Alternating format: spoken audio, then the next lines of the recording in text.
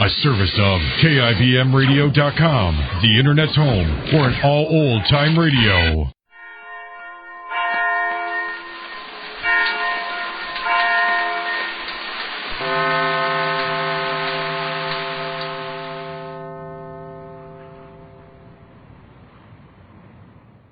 Jane's still worried about where Mr. Race has been going nights.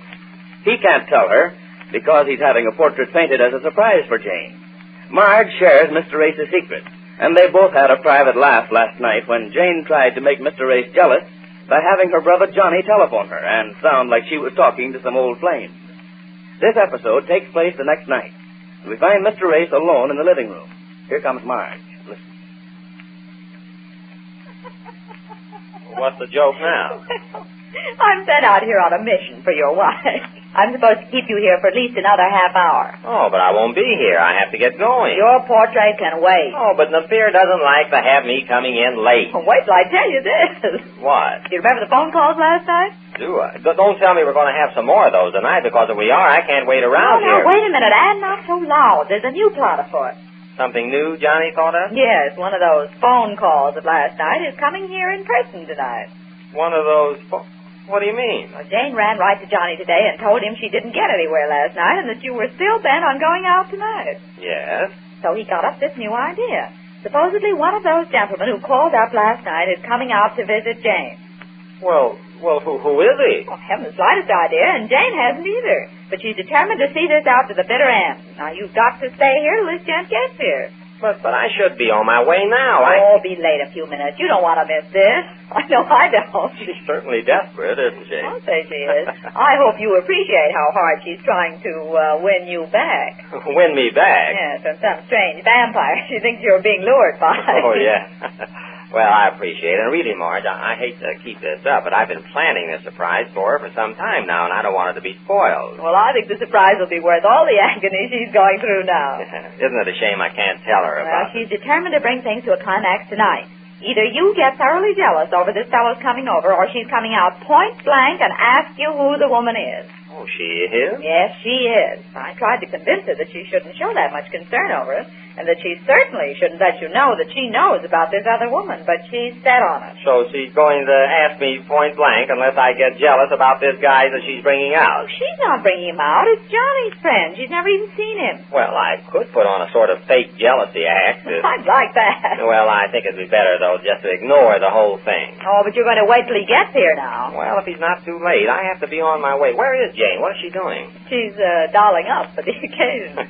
I'd like to see this guy. I wonder who Johnny could have gotten. Well, from what Jane tells me, Johnny spent the day coaching him in this plot, and he's pretty well up on it. Well, I think the thing to do would be to ignore it. Just act like it's all right with me. Just like those phone calls last night. Well, if you do, she's coming out point blank and ask you the fatal question.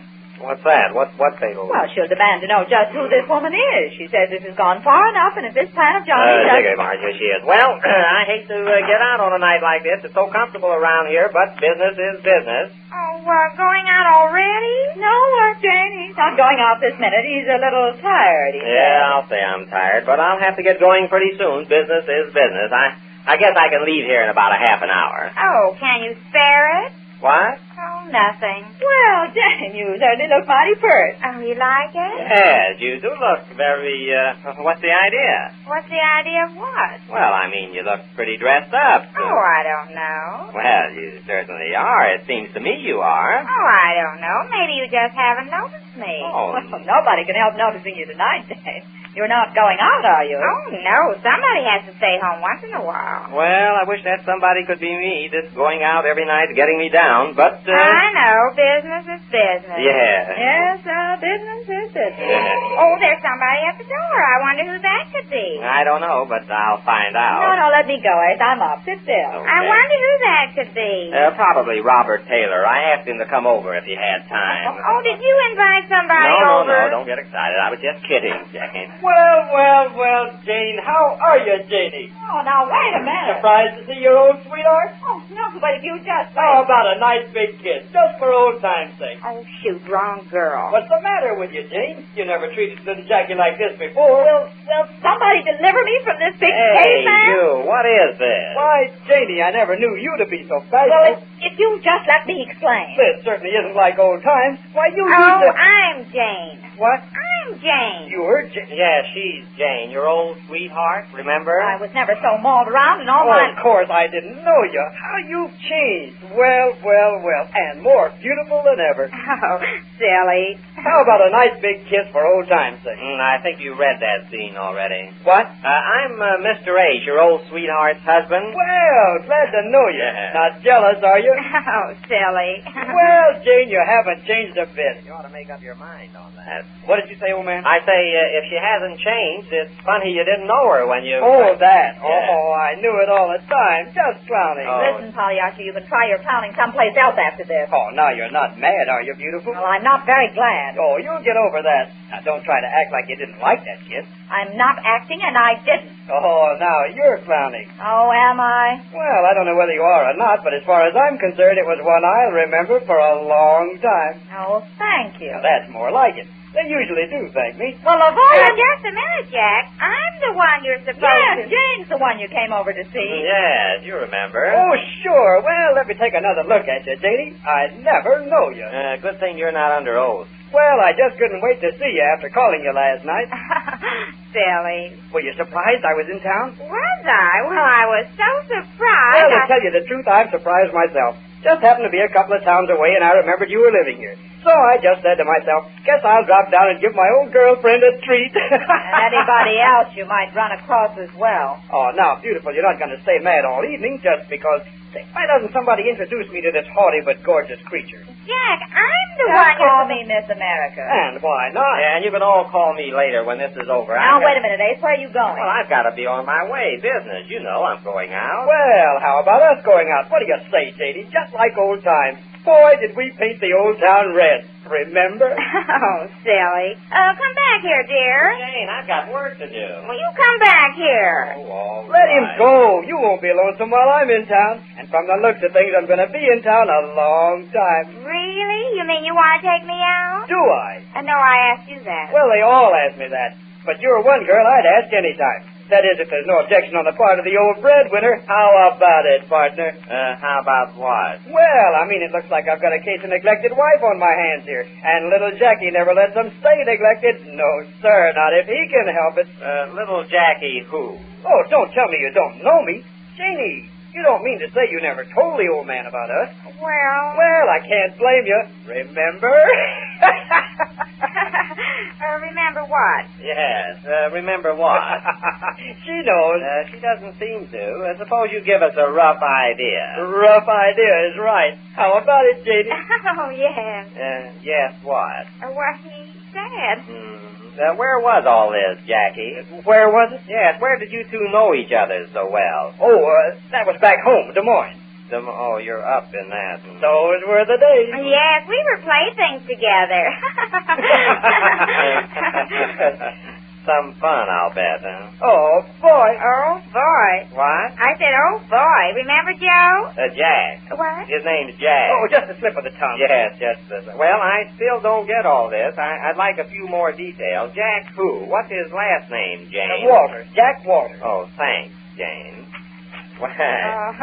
Say, why don't you tell me, you haven't told the old man about the good old days, Jane? And Mr. Husband or no husband, I'm here to relive them. Well, don't let me spoil your fun. Well, a good sport. I'd never know it. Sure, the town's yours. Go to it. Well. Especially with me with so much work on my hands these nights. Atta boy. Well, Janie, there's no time like the present. How about it? How about what? Where are you going? When are we going to start? Want to go stepping? Hit the high spot. Haven't had a good dance in months. Oh, yes, dancing. Dear, where are you going? I'm going to get into my coat. I'm late. I've got to be off. Oh, you're just going. You're not going to pay any I didn't attention. know it was this late. You sure make the time pass quickly, Jackie. See you pretty soon.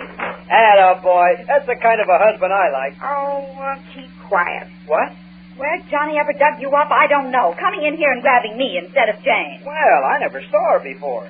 Johnny didn't tell me anything about you. Well, that was brilliant of Johnny. Well, I'm certainly going to tell him a thing. Who, Johnny? No, you know who I mean. Imagine, he didn't even care. Well, Jane, he wants you to enjoy yourself. Yes, we'll have to go through with it. Johnny gave me a $20 bill for expense money tonight. What? I say we'll have to go through with it. You mean you think I really go out with somebody who isn't my husband? Well, we have to keep up the old pretense. Well, I certainly will not. Who do you think I am? You can put that in your hat and smoke it. Oh, but I've got orders from your brother. Well, you're fired. Fired? Yes, it didn't work out the way Johnny planned. You mean just because I didn't get him jealous, I'm fired? Yes, that's what I mean. You better go back to your regular job if you have one. Oh, sure, I've got a regular job. I'm a floor walker at the store. A floor walker? Well, I've done a lot of acting and dramatic sketches and things like that. Well, you certainly did a fine job tonight. Well, is it my fault if Well, I know what I'm going to do. What? I told you I'm just going to come right out and ask him, that's all. Oh, but Jane, now you... Now, don't tell me. I'm tired of people telling me what to do. I should have come right out and asked him the first night he went out. Well, this is one thing... Well, I sure envy you, Kitty, your good time tonight, but somebody has to keep working. Just a minute, dear. What? Just a minute. You're not going out. There's something I want to ask you about. Not now, Jane. You've got company. Go on. Have your good time. Oh, no. I'm going to ask you right now. Ask me what? Who is she? What? Who is she? God bless you, Jane. You must be sitting in a draft. There. Now, you go on and have your little fun. I'll see you all later. And still Jane can't find out a thing. But we hope that the portrait is completed and Jane's mind set at ease by the time we next meet the Easy Aces.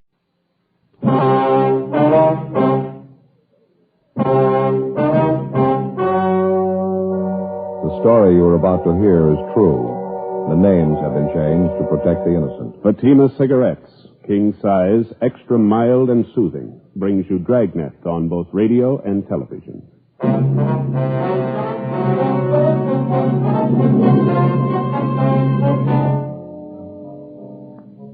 You're a detective sergeant. You're assigned to homicide detail. A 25-year-old man is found hiding in a freight car in a deserted train yard. In his arms, he holds the body of a dead woman. The victim's identity is unknown. The suspect refuses to talk. Your job? Investigate. Compare Fatima with any other king-size cigarette. Yes, compare Fatima with any other king-size cigarette. 1. Fatima's length filters the smoke 85 millimeters for your protection. 2. Fatima's length cools the smoke for your protection. 3. Fatima's length gives you those extra puffs, 21% longer than standard cigarette size. Fatima gives you more for your money. And in king-size Fatima, you get an extra mild and soothing smoke, plus the added protection of Fatima quality. Buy Fatima in the bright, sunny yellow pack.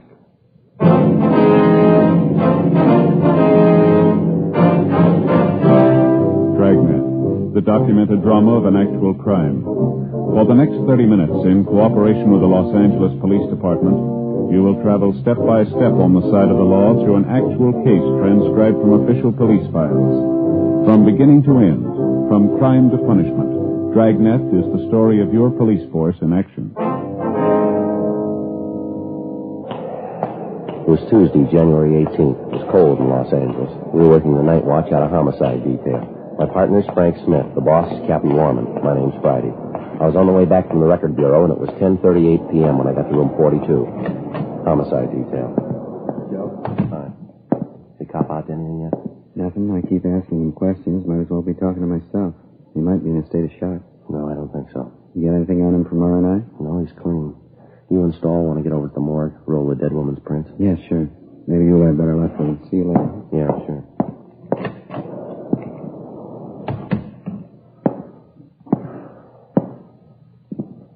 Here's your driver's license, Gordon. Better put it back in your wallet. Gordon, put it back in your wallet.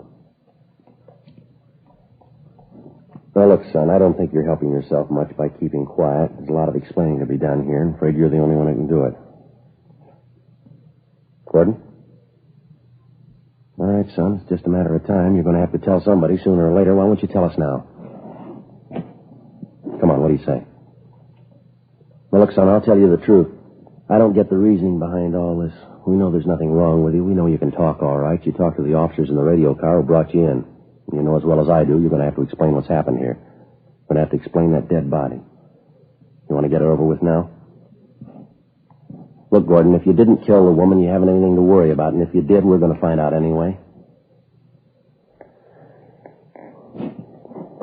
Who was the woman, Gordon? Will you tell me that much? What's her name? You know her very long? Did you know her very long? What was she to you? Do you want to tell me that? She's a fairly middle-aged woman in her early 50s, I'd say. Is that about right? Was she your mother, Gordon? Older sister, maybe? Any relation at all? What's the matter, son? You feeling sick?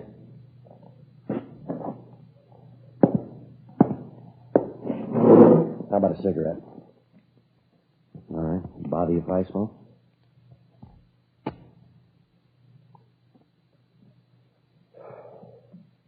I hope you haven't got the idea we're trying to trick you into anything, Gordon. We've got a dead woman on our hands here. We've got to find out why she's dead. Now, what do you say?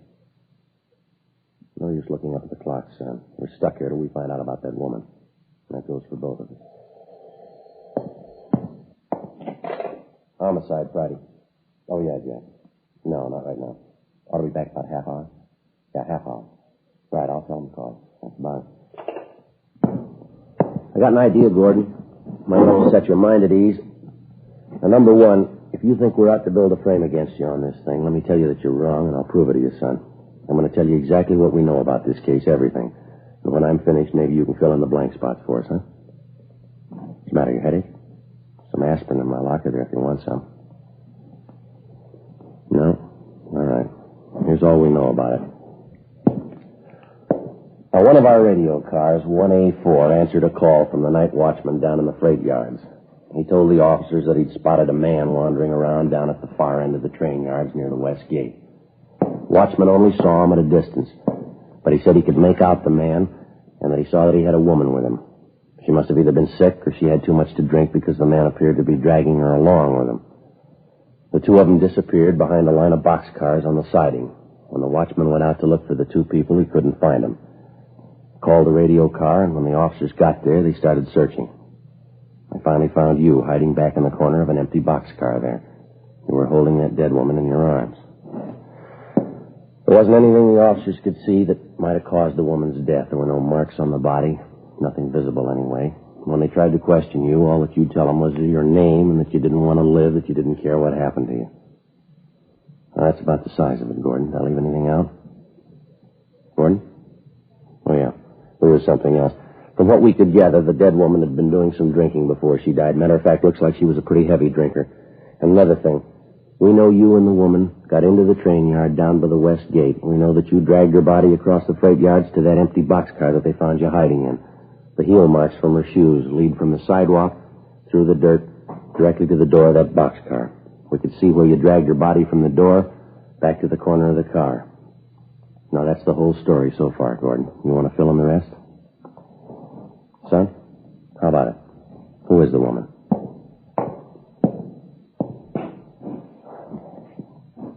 All right, look, how about these items we found in your pocket, Gordon? This address book here. Is this a woman's name in here? Or this handkerchief with a lipstick on it? Were you out with another girl tonight? Were you, son? If you were, it might help to tell us who she is. Do you hear me, son? How about this lady's ring you had in your pocket? Name Elizabeth engraved on the inside. Does that tie in at all, Gordon? Who's it belong to? Homicide Friday. Oh, yeah, Frank. You get an ident on it? Mm-hmm. H-O-F-F-M-A-N. 2 N? Right. You going out there now? Okay, take O'Donnell with you, huh? Right, let me hear from him. What? No, not yet. No. All right, bye. That was my partner, Gordon. The officer who was in here with you. They took the dead woman's fingerprints. They've got her identified, son. It's Elizabeth Hoffman, age 52 years, music teacher. Last known address, 5473 6th Avenue. They're on their way out there now to check it. All right, relax, Gordon. That window doesn't lead anywhere. Now, you want to take another look at this ring? You got a fair idea that it means something, Gordon. They examined the dead woman's hands. They know she was wearing a ring recently. Her name's Elizabeth Hoffman. Name Elizabeth engraved inside this ring. Now, look, boy, we're going to get the answer sooner or later. How about it? What were you doing with this ring in your pocket? Now, let me tell you something, young fella. I don't know what's bothering you, but whatever it is, we're going to find it out. Now, get it through your head. You're in a bad spot. If you're not interested in helping yourself, then neither am I. The monkey's on your back. You're going to have to help scratch it off. Now, get with it. What's it all about? All right. Let's have your driver's license. Come on, get it out. Gordon John Miller, 2055 Malcolm Avenue, Los Angeles.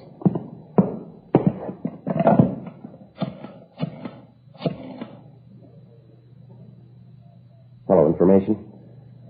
If you have a phone listing for 2055 Malcolm Avenue, thank you. Yes, ma'am. 32192. Thanks a lot.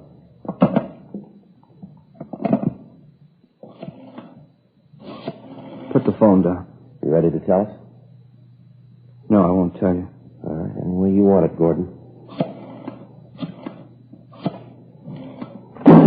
You can't call them. They won't let you. You can't call them. All right, take it easy. They can't tell you. They don't know. Give me the phone. All right, You sit can't. down. I said sit down.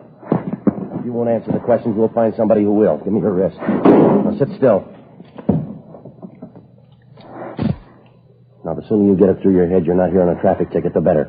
You're going to stay cuffed to that chair till we're ready to book you. I'm sick of treating you like a baby. They can't tell you. They don't understand. They can't tell you. They can't be any worse than you. Now, sit still there.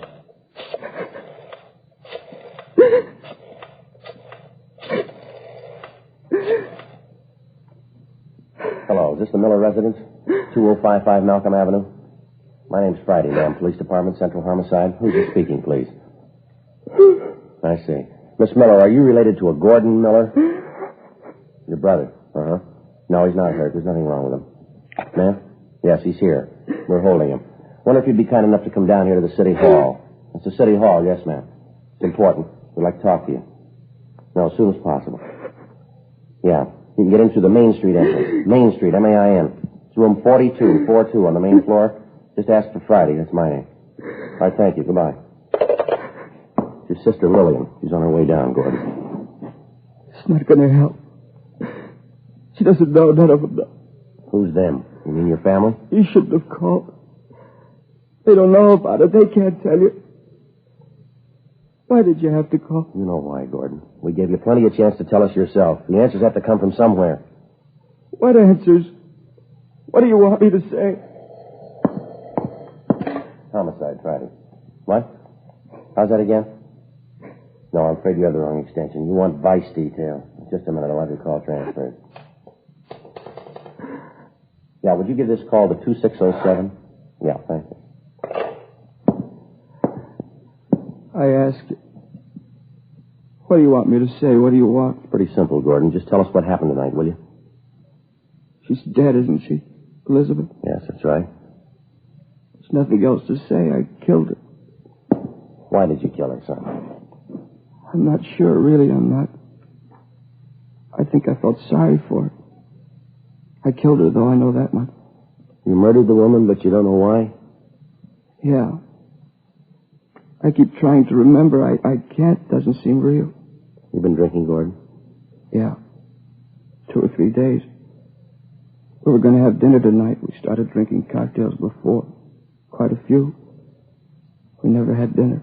What do you mean by we? 2 of us. Elizabeth and I. Elizabeth Hoffman. Where were you drinking? I don't know. I'm telling you the truth. I keep trying to remember. No marks on the body, Gordon. None we could see anyway. How'd you kill her?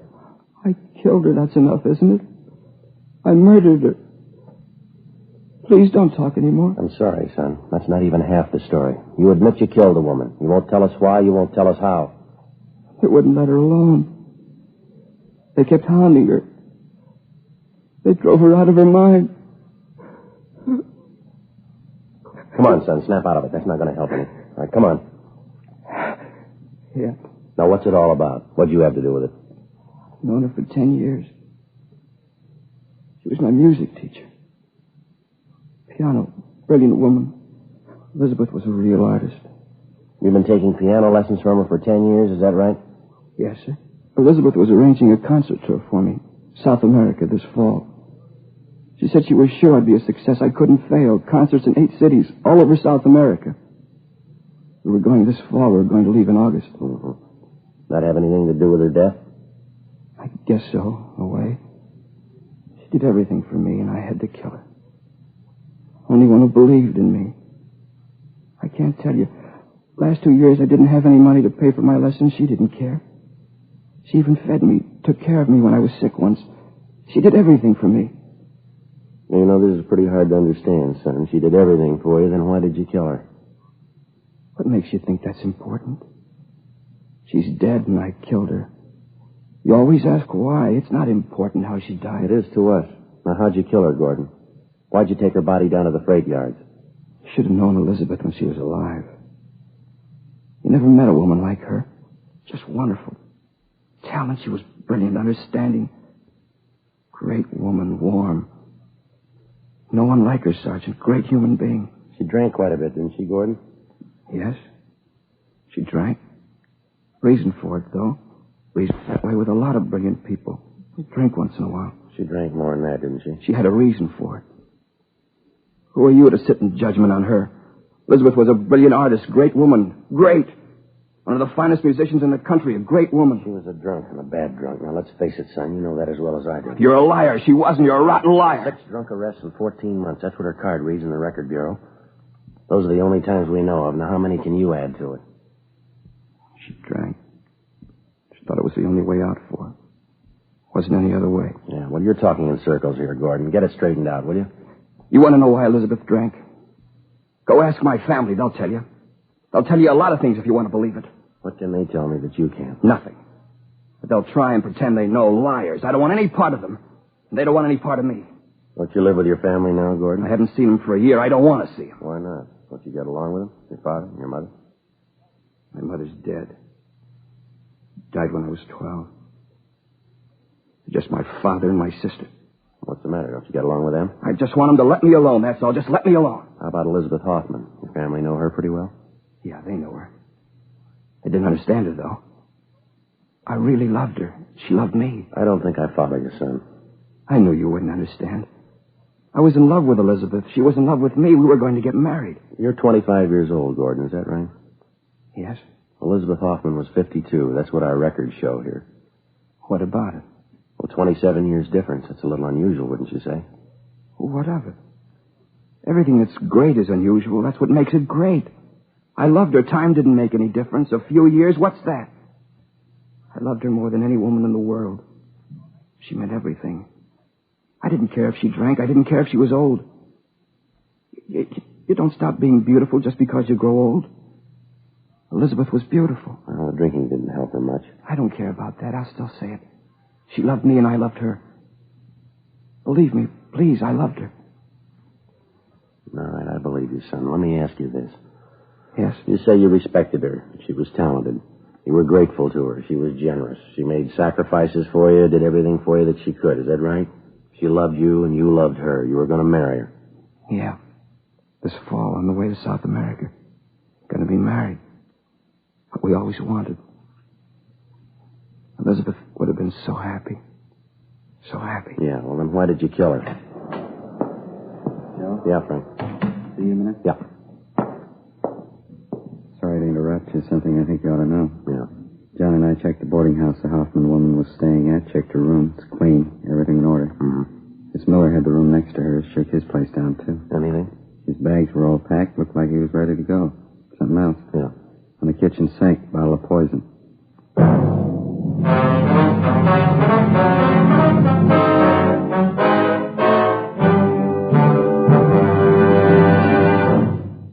You are listening to Dragnet, authentic stories of your police force in action.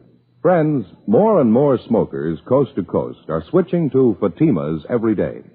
Fatima, the extra mild and soothing king-size cigarette with the added protection of Fatima quality. Prove Fatima quality yourself today. Compare Fatima with any other king-size cigarette. 1.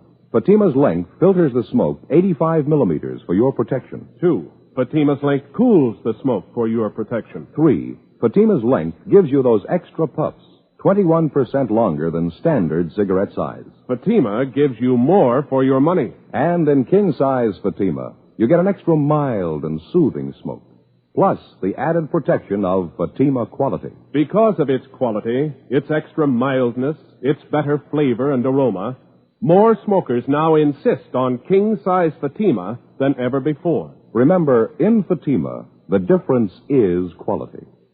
Switch to king-size Fatima today. Ask your dealer for the bright, sunny yellow pack.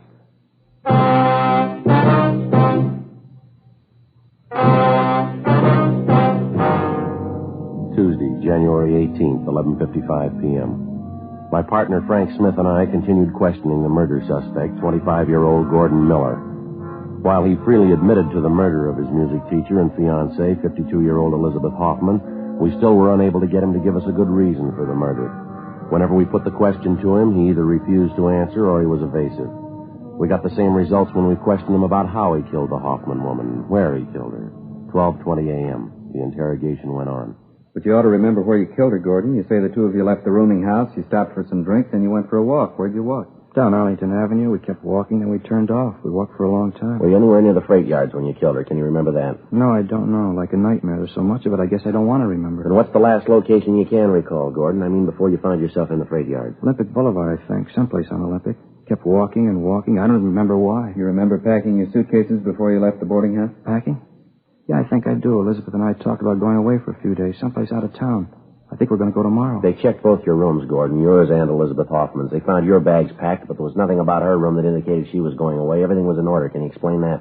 I don't know. Maybe she didn't have time, hadn't gotten around to it. I guess you found the poison, too. That's right. I got it 2 days ago. We thought about it. We even wrote a letter explaining why we'd do it. Yeah.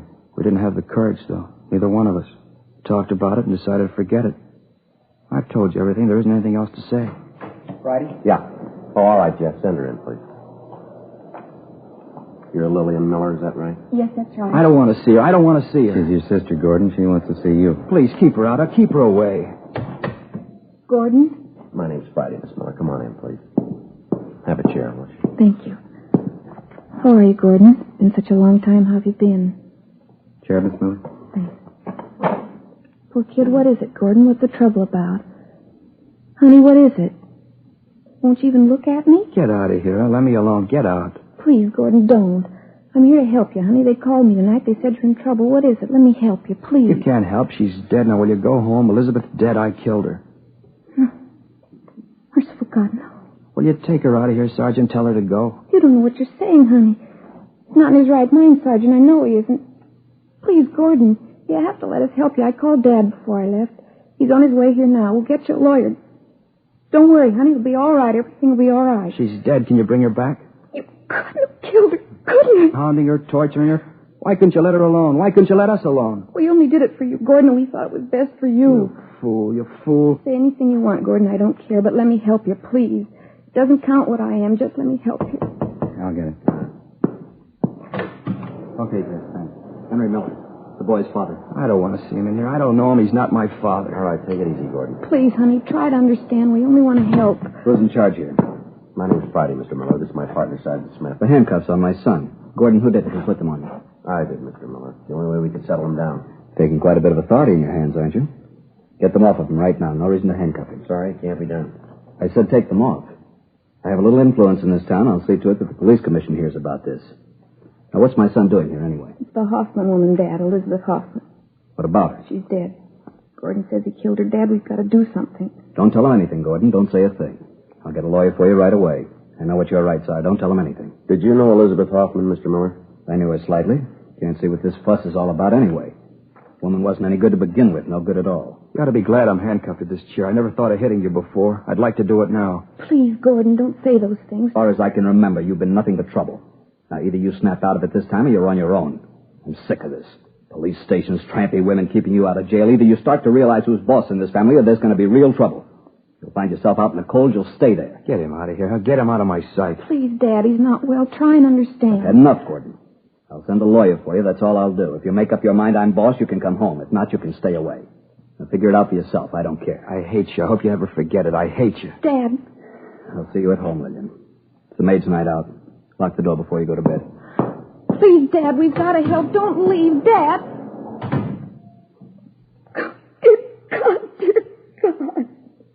Sergeant. Yeah. Will you lock me up now? I'm tired. All right, Gordon, just a minute. Frank, you want to stay with him? Yeah, okay. Miss Miller, you might step outside for a minute. Something I'd like to ask you. Yes, all right. You'll let me see Gordon again? Yes, ma'am. Come on this way.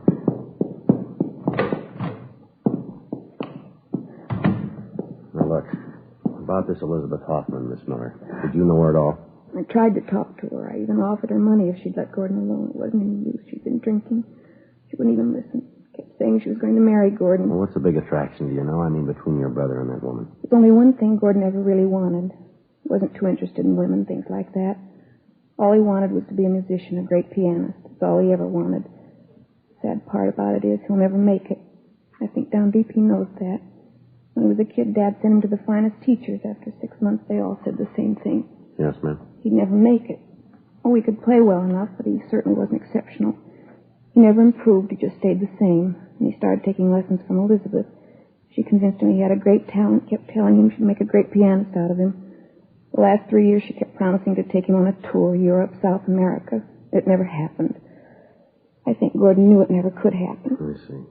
Can you think of any reason at all why he'd want to kill her? There isn't any reason, none at all. Gordon didn't kill her. He couldn't kill anyone, I'm sure of it. Well, I hope you're right, Miss Miller, for your brother's sake. Would you excuse me for a few minutes, please? Yes, all right. You wait here. You sit down if you want to. I'll be right back. All right. All set, Joe? Yeah, in a minute. Gordon? You ready to go? I'd like to ask you one more question, son. I'd like to have you tell me the truth on this one. Yeah?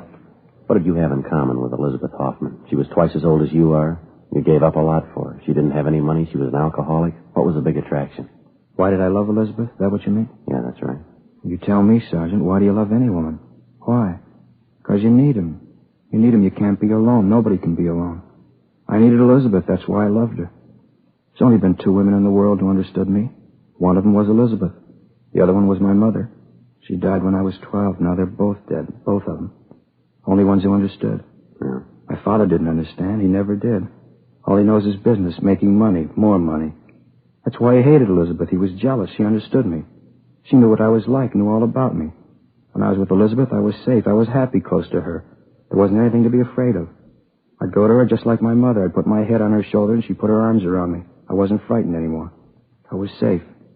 Everything was all right, just like when I was a little kid in the night.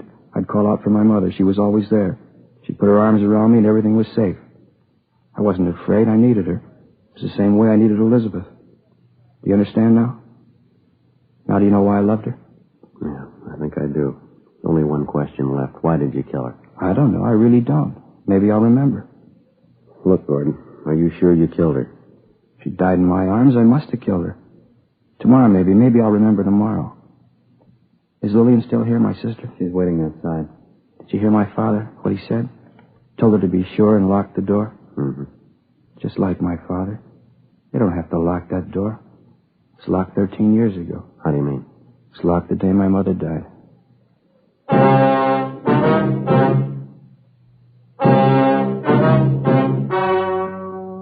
The story you have just heard was true. The names were changed to protect the innocent. On January 19th, an autopsy was performed at the county morgue, City and County of Los Angeles, State of California. In a moment, the results of that examination. And now, here is our star, Jack Webb. Thank you, George Fenneman. Friends, recently I had the pleasure of taking part in a benefit in San Francisco. While I was there, I met and talked to a lot of smokers who told me that they'd switched to Fatimas. They'd found that in Fatima, the difference is quality. Well, now I'm convinced that you'll switch to Fatimas for the same reason. Get yourself a pack of Fatimas tomorrow and compare them. You'll find they give you more for your money. An extra mild and soothing smoke, plus the added protection of Fatima quality. Remember, look for the bright sunny yellow pack. Buy king-size Fatimas.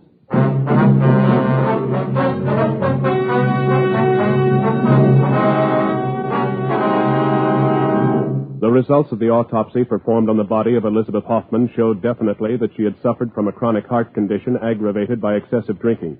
Cause of death was listed as myocarditis, inflammation of the heart muscle. Gordon Miller was released from custody and completely exonerated of the death of Elizabeth Hoffman.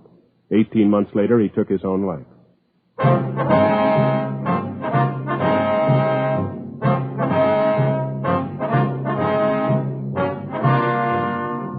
You have just heard Dragnet, a series of authentic cases from official files. Technical advice comes from the Office of Chief of Police W.H. Parker, Los Angeles Police Department. Technical advisors, Captain Jack Donahoe, Sergeant Marty Wynn, Sergeant Vance Brasher. Heard tonight were Vic Perrin, Herb Ellis, Harry Bartell, Joyce McCluskey. Script by Jim Moser. Music by Walter Schumann. George Fenneman speaking.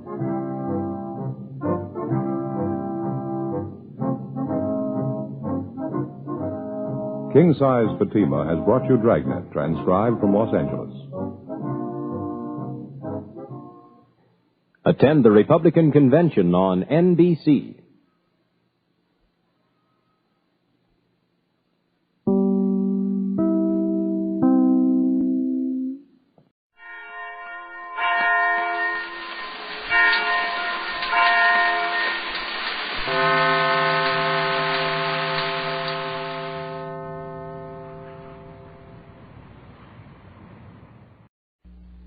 The American Broadcasting Company presents Pat Novak for Hire.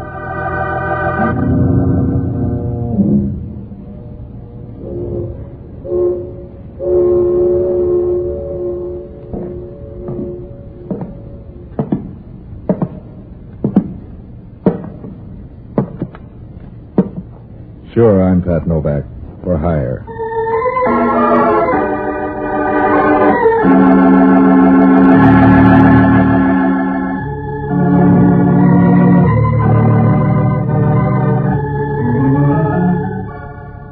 Down on the San Francisco waterfront, the only use they have for sentiment is to pick your pocket while you're saluting the flag. If you hang out around there as long as I have, you'll even learn to sleep with one hand on the cash box. So I wasn't expecting any cascade of lilies when Joe Adams drove down to Pier 19. He'd phoned that he was in a hurry and would stop by and pick me up in his car. He said he had a quick job for me to do. That was about all I knew about him. I wasn't worried about that either. In my work, you get used to odd-shaped hires, including those from guys who looked like a bundle of twigs with shoes on and drove like they owned the keys to the city. Novak, this is a soft buck. All you gotta do is watch the joint. If you keep driving through red lights like that, we'll both end up looking at the ceiling in the morgue. So I disagree with the traffic department. Look, the joint's in North Beach, Vallejo Street. Here's the number. I wrote it down. So you can read and write. What do you mean? What's the pitch? You afraid of mice? No, and there's no extra cards in this deck. Yeah? So far, it makes about as much sense as an 8-fingered glove. Look, I have to meet a guy in Los Angeles. I haven't much time to make my plane. I lost my keys, so I had to bust in the door to get into my place. It was too late to get a locksmith. So I want you to watch until I get back tomorrow. Is that hard? The way you're driving, breathing's hard. You scare easy. I scare plenty. I like to live. Give me a good reason. You wouldn't understand. You expect visitors tonight? Look, I've got some stuff that I'd like to see around when I get back. And stop trying to read between the lines in this deal. It's all in the black type. You can say that about a funeral speech. You still worried about the way I drive? No. Only why take a plane when this is faster? Okay, if you can stop shaking long enough to walk, you can start here. On the way back, I'll look for your brains. Grab a cab. I'll pick up the check for it. And don't knock. Go right in. I'll be seeing you. Probably in 4 pieces. And keep awake, will you? Some of my neighbors would steal the handle off a blind man's cup. Don't worry. I'll keep both eyes open. You sound like you're saying one thing and thinking something else. About keeping awake? Yeah, what's worrying you, ghost? I'm not buying this show the way you're staging it. Something sour in the deal. Yeah, that's all right, too. Just as long as you don't get any fancy ideas of making me the patsy. Boy, you do scare easy. Yeah, and I pay off bum debts, too. Now I'm getting scared. So long, sucker.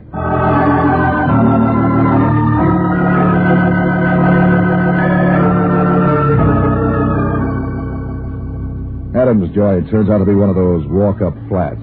A nice wooden place that made you want to run for the firebox every time someone dropped a cigarette ash on the floor. The door was smashed around the lock all right, and the lights were out. When I found the switch and began to look around, it showed 4 rooms full of fancy furniture and decorations that made you wonder about Adams' private life. After I found out where the whiskey was located and pried 3 cushions loose from the easy chair, I looked around for something to do. There was a bookcase full of mystery stories and this and that. I passed the mysteries up without studying them. I knew that in every one of them the detective would come out on top. Yet I knew 4 private eyes who'd started out on just such trails and ended up in urns in Cypress Lawn. There was one book with a purple cover called Reckless Moonlight, with pictures. I was on page 30 with pictures when I was interrupted. They were too manly to make me glad. I jumped across the room and switched off the lights, and I stood just inside the door and waited. He didn't even knock. He came right in. From the back, he looked big enough to be a 10-ton trailer. He was fumbling in his pocket when I broke up the act. I chill up on the pocket pick, and this is the gun in your back. If you shoot, you'll hit a policeman's badge. Think that over. There's housebreaking a sideline with you, Hellman. I'd know that voice in a nightmare. And they blame gangsters for the crime wave. They don't know where to look. Just stand still, sweetheart, till I get my flash working. You want to borrow some burglar tools? I'll settle for some better manners, and right now. Where I come from, better manners started with knocking before you come cramming through a door. Where you came from, they didn't have doors. Just a damp rock. What's the idea of turning out the lights? How could I tell who was coming? You don't smell that bad. Will you tell me why you're here, or do I bounce it out of you? Don't worry. You can't parlay it into anything to tell a judge. A guy named Adams lives here. He had to get in a hurry, broke the lock, grabbed some things, and headed for the airport. He hired me to watch the place till he gets back tomorrow. He hired a bulldog to watch his steak? You don't like this story, huh? What do you want, mad musicians? You're mad enough without music. Tell me more. That's all there is till you started whipping into fancy trimming. I can see that and raise it without even stringing. You couldn't raise a rumpus on New Year's Eve. No? And how about the murder of Thomas Van Dyke?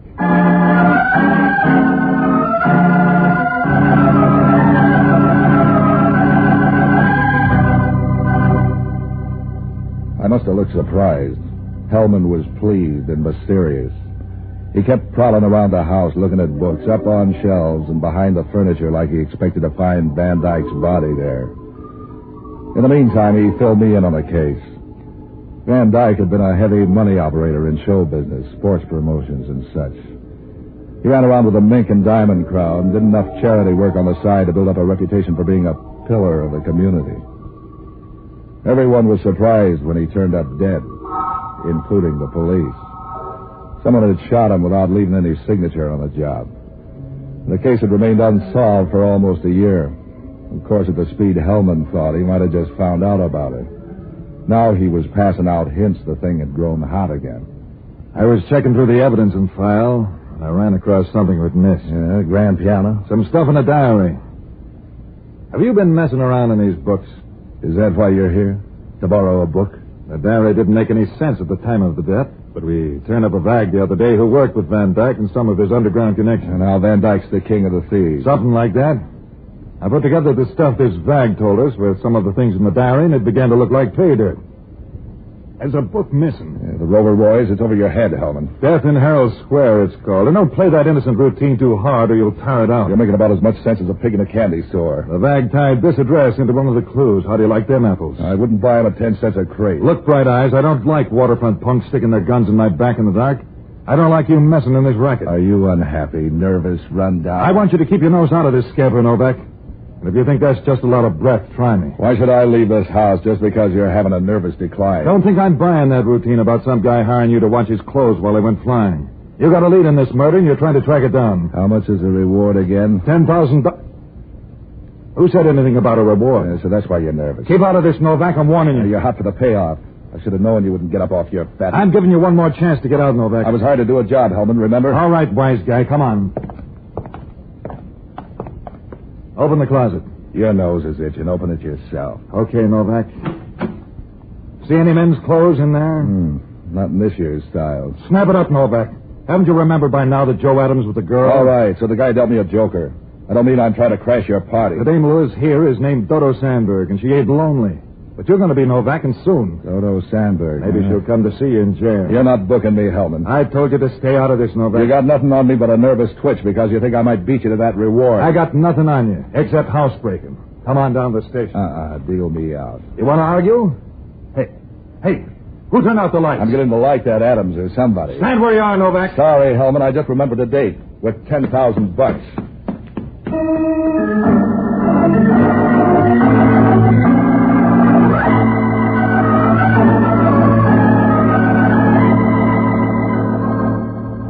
Hellman chased me, but the way he's built, he didn't have a prayer. He hit the street, doubled around a couple of corners. I couldn't even hear him. When I got back my breath, I walked along for a while and tried to put what I had together.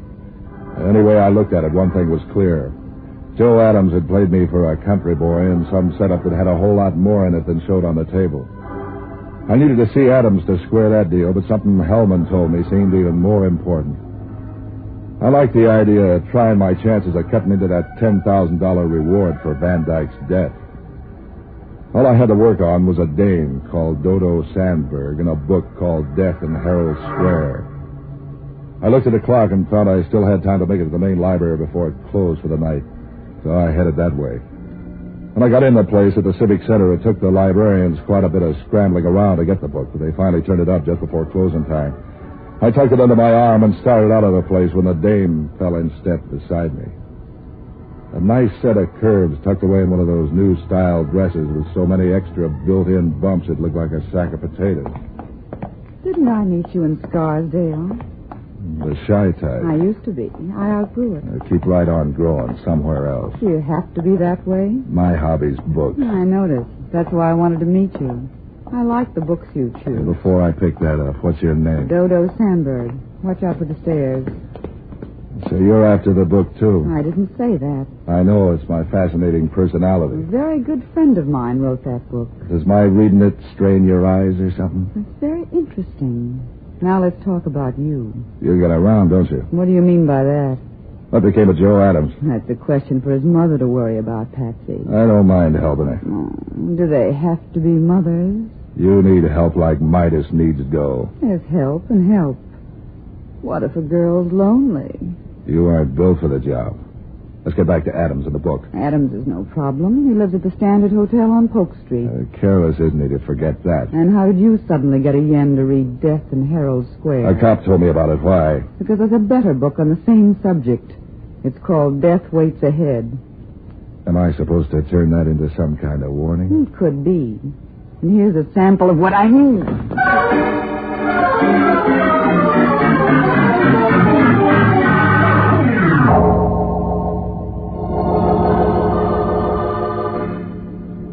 She worked fast and smooth as a piston. There was some kind of judo, I guess. I was too busy falling to be sure. The stairs didn't help any. By the time I picked myself up, she was out of sight. And so was the book. I sat there a while and thought about women. When I went back to the library desk, I didn't buy me anything. Seems they only had one copy of the book. It wasn't popular, they said. When I seemed anxious about getting a copy, they sent me to a bookstore on 3rd Street, which stayed open late. By the time I got there was nobody in the place except one of the hired help looking bored by the cash register. I asked him for the book, and he quit looking bored right away. He began to look nervous.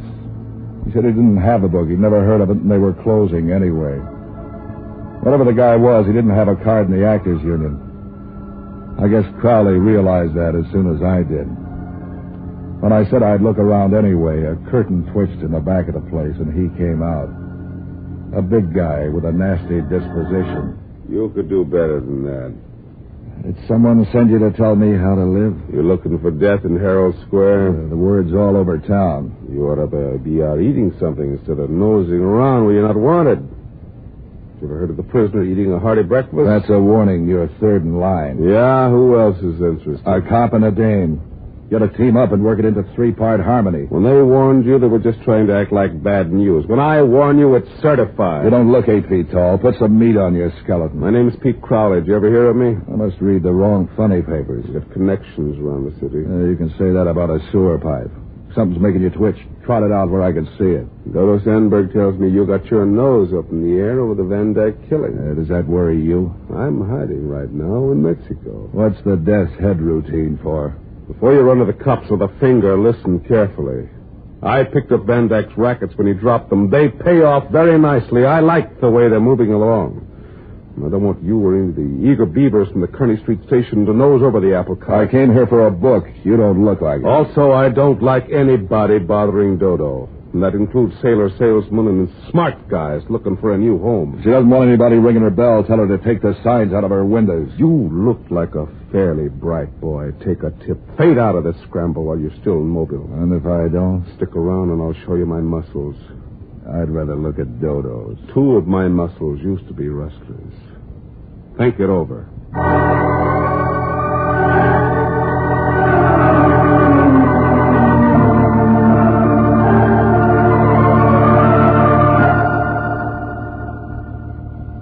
It began to look more and more like trouble, doubled in spades. I began to get the feeling if I planned to sit in the game anymore, it was time to start counting up the cards and seeing how the mirrors were placed. And the best guy for that sort of work was an old alcoholic friend of mine called Jocko Madigan. Jocko was a one-time doctor around town who gave up his practice when he learned that alcohol made him feel better even when he wasn't sick. Finding him was like taking a phone survey of the downtown bars. I pitched a strike at the fifth one I tried. At first, he didn't like the idea of moving, but when I told him I was phoning from a 3rd Street bar, he said he'd hop a cab. He came in while I was working on my second drink. Patsy, my boy, I'm glad to see you, both of you. Or is that only two heads? I could use to. That's an involved way of saying you're in trouble. Goodbye. Listen, Jocko. I got my foot in the door of a deal that might pay off big. All you've got your foot in is a dirty shoe, Patsy, and with your usual luck, you'll probably end up with Hellman stepping on it. He stepped on it already. Oh, he did? Good. How is the old walrus anyway? That's what I've been trying to tell you. I bounced into him tonight, and he was hot on the trail of the men who knocked off Van Dyke a year ago. They're safe. Hellman couldn't put his finger on a fire eater in a darkened room. What do you know about a book called Death in Harrow Square? What do you know about the home life of the Macrocephalus pinebombix? As I was saying before thirst choked me off, some people collect seashells, some raise dogs, some go after goldfish or matchbox covers or pretty women, but not Patsy Novak. Oh, no. Patsy's different. Patsy wants to collect murders. Did you ever hear of the book? What book? You're talking too fast. Death in Harrow Square. Van Dyke's murder ties into it somehow. Talk sense, Patsy. Things are blurred enough without you jabbering nonsense. Nonsense. I'm not on the right trail. Why have I been warned off 3 times already, including a threat from Pete Crowley? Are you asking me? Look, Jocko, there's $10,000 reward for the murderer. Well, why didn't you tell me that 10 minutes ago and avoid all this verbiage? Well, if you'd get your nose out of that whiskey bottle, you... Skip the greetings, son. Let's get on to the money matters. What do you want me to do? It's an old book. You know where to find it. I tried the library, but a dame called Dodo grabbed the dice. I know just how to get it. A friend of mine in the Panhandle has a small bookstore and home distillery. Listen, there's a Joe Adams fits in there somewhere. See what you can get on him, will you? Do go on, you fascinate me. 2 other people were nervous about me since the thing broke. One is Crowley and the other is Dodo Sandberg. It seems to be tied to Crowley somehow. Can you get a check on them for me? For $10,000, I can get a count on the fillings in their teeth. Is this Dodo Sandberg pretty? Why? I want to know where you'll be in case I have to phone. So long, lover.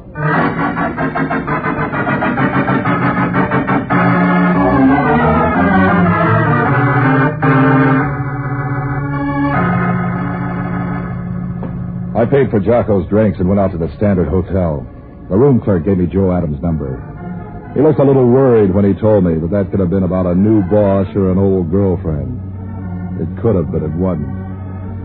Adams' room was on the 4th floor, and when I reached there in the elevator, Hellman almost ran over me trying to get in the cage. He was a nice salmon pink and panting like a bloodhound on a deer trail.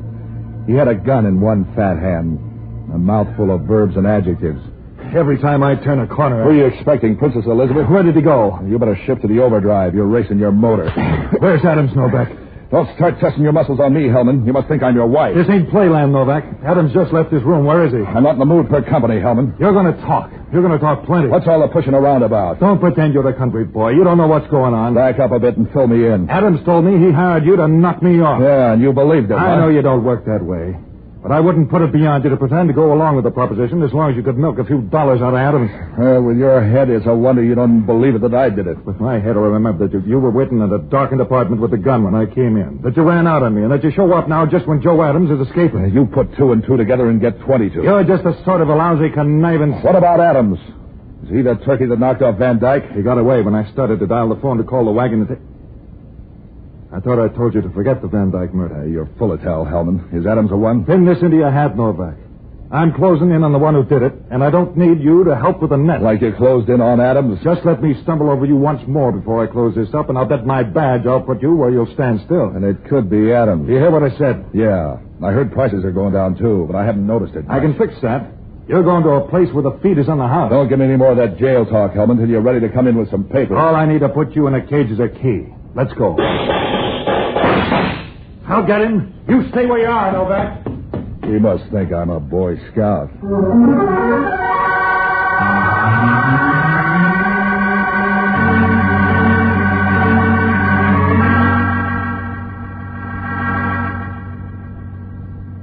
That was screwy. That was twice Hellman had tried to jail me, and twice someone had fixed a breakaway. Any way you looked at that, it still meant somebody wanted me in circulation for some reason. Unless you believed in good fairies, the reason wouldn't be nice. If I guessed hard, I could make it relate somehow to the Van Dyke killing. But all I had for a trail on that was 3 people being nervous in a hard-to-get mystery book. And from the way Adams saved me from Hellman, he looked like a good man to know more about, and fast. I knew that after the gun work in the hotel, I'd have to find him somewhere else. The only other lead I had on him was through Dodo. I headed back to her place on Vallejo Street. When she opened the door, she looked like something to fit in a fireplace ad. She was wearing a negligee thin enough to roll up and stuff in a pipe. You bounced back fast. You grow on me. What do you want? Van Dyke's murderer. Who's Van Dyke? You're a stranger in town. You never heard of him. Come on in. I'm having coffee. Think you can risk drinking some with arsenic and all? I got a strong stomach. Oh, nice-looking guy. You seem healthy. Why do you want to change? Your boy Adams likes to play tricks. If I didn't try to pay him off for the hot foot he gave me, he might feel neglected. Adams is just a flock of nerves looking for some place to break down. Forget him. He tried to put me on a spot where I'd end up killing a cop. The gag laid an egg. Nobody's laughing. Cream in your coffee? Yeah.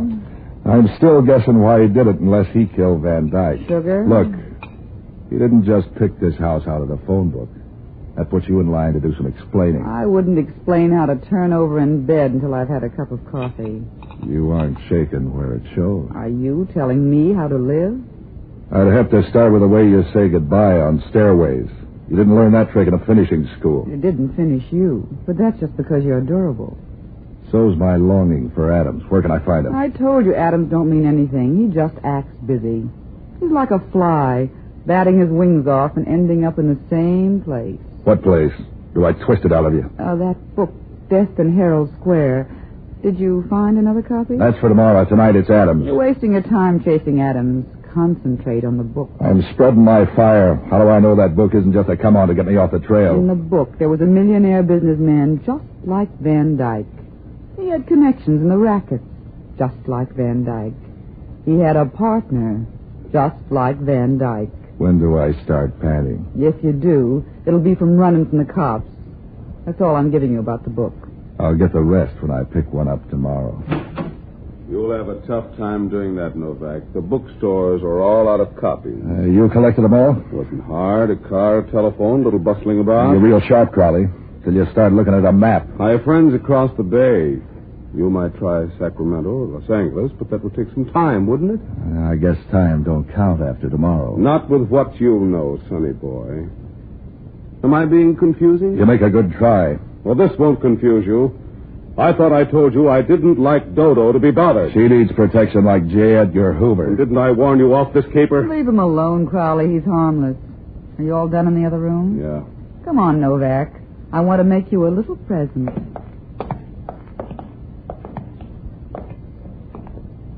There are the books you've been looking for, with only a few pages missing. Yeah, Novak, you can have them. All 50 of them. They're a little scarred, baby, but they'd still make a nice gift. Send them to your friends for Christmas. If any of them can read. You sound like you're ringing down a curtain. That's right. After tonight, you just keep right on guessing. About who killed Van Dyke? No, baby. About how you're going to prove anything. Mind if we sort of run along now? As soon as the lady gets dressed?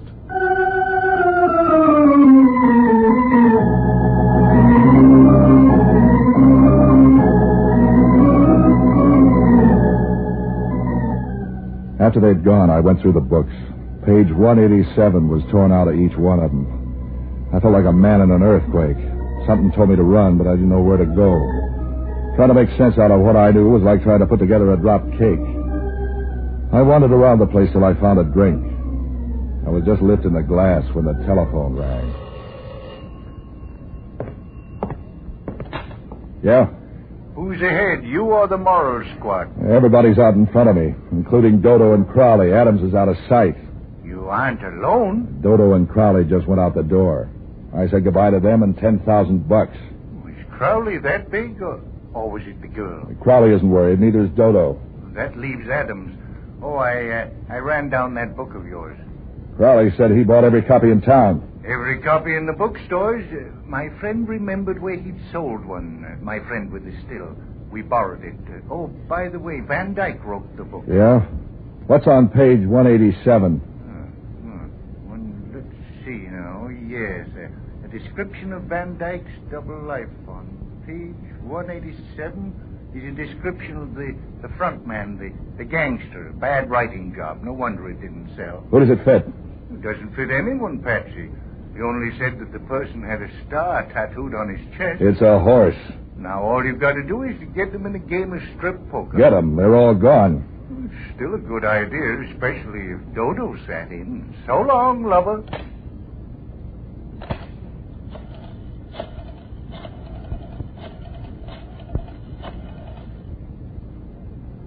Give me Hellman.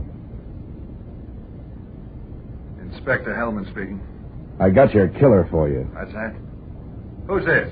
Novak? Yeah. And don't start bubbling about my nose in your business. Business is picking up. You get Adams? Adams? That's good. No, Novak. My stool pigeon got it. That fag I was telling you about. That leaves you the only one knowing. $10,000 worth.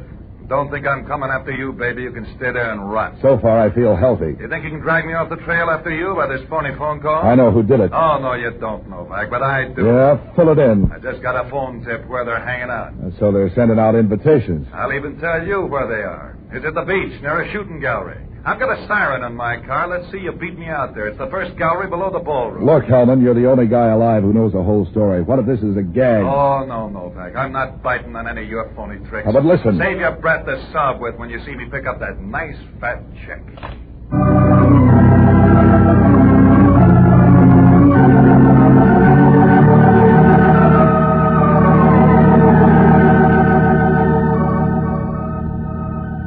I thought a while, and suddenly the thing fell together like a winning poker hand. As soon as I saw it, I started running for my car. I don't know how it happened, but I beat them out there. I went along the bridge arterials, and they're widened fast. By stealing a flock of red lights and nicking the paint off a couple of fenders, I was out through the Presidio and over to Golden Gate Park in no time at all. When I hit the beach, it was foggy and empty. There was only one guy in the shooting gallery. When I got up near him, it turned out to be Crowley. He had a rifle in his hand. And he saw me first, down the barrel of the gun. Don't back up, Novak. Come on in. You were looking for Adams, weren't you? I was looking for a lot of things. He's here behind the counter. Look, on the floor. Did you kill him? Those bullet holes could be 22s. Yeah, I killed him. Just as I'll kill you if you got any fancy ideas like trying to grab a gun. What are you saving me for, Christmas? Yeah, you dress up the joint. I want Hellman to walk into the trap just like you did. That's why I'm shooting at the targets. Like this. Bullseye. I'm good. You'll have to be good to get away with killing a cop. I hired Adams to do it. He thought he'd get smart and frame you into the rap. That's why he hired you. Did he expect me to kill Hellman that night? Well, that's one of his bright ideas. He's full of bright ideas. Or he was. If he hadn't been so smart, he'd still be breeding. It's really very simple. Hellman got on the trail. And he was the only one in town who knew there was a trail, so he had to be killed. He ain't dead yet. You're betting a 22 against a police special. I'm live bait. You ought to see the gun Dodo has in the car. You're gonna dry gulch him, huh? He'll be watching me, and I'll be watching you. Let's see you beat that hand. You're forgetting the books. We're forgetting nothing. The books don't mean anything unless you put it together with what Hellman knows. Hellman and his stool pigeon. Stool's dead. And here comes Hellman. Adams thought of everything, including mirrors. You thought of everything. Except a quarter. What for? To pay for the reload on that gun. Now, if these other guns are only loaded.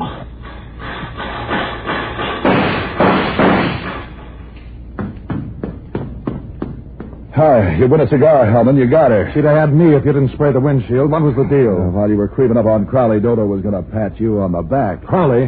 Where's Adams? He quit the game. Crowley helped him. Come on. Crowley's coming through. Don't worry. He won't like these odds. What odds? 38 to 22.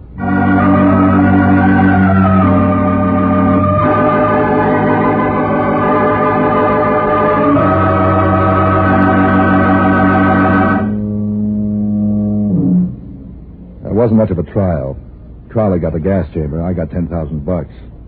The tax collector took half. Jocko got some, and there was even some left for me. Oh, yeah, Dodo was the one who killed Van Dyke. She and Crowley were sort of a team, but she was the contact and the real boss. Hellman never knew how I was so sure. I never told him I thought it was a man, too, till Jocko told me about the killer being tattooed. After that, it was easy. That negligee of Dodo's only left one thing to wonder about. That was how she kept warm.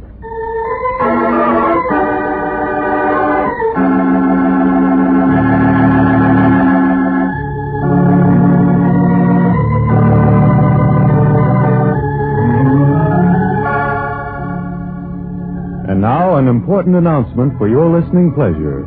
Next week, Pat Novak for Hire and all your KGO programs will come to you by the new power of 50,000 watts. Here's what that means for this program, for instance. Pat Novak will reach 1 million new listeners all the way from the state of Washington to the Mexican border. The new power and the new transmitter, the finest science can build or money can buy, will make KGO the most powerful station on the West Coast.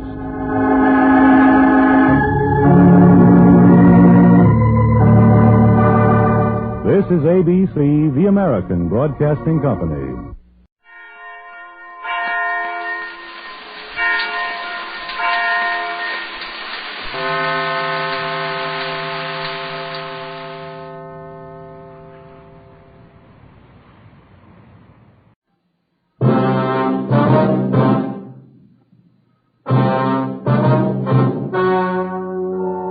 The story you are about to hear is true. The names have been changed to protect the innocent. Fatima Cigarettes, king size, extra mild and soothing, brings you Dragnet on both radio and television.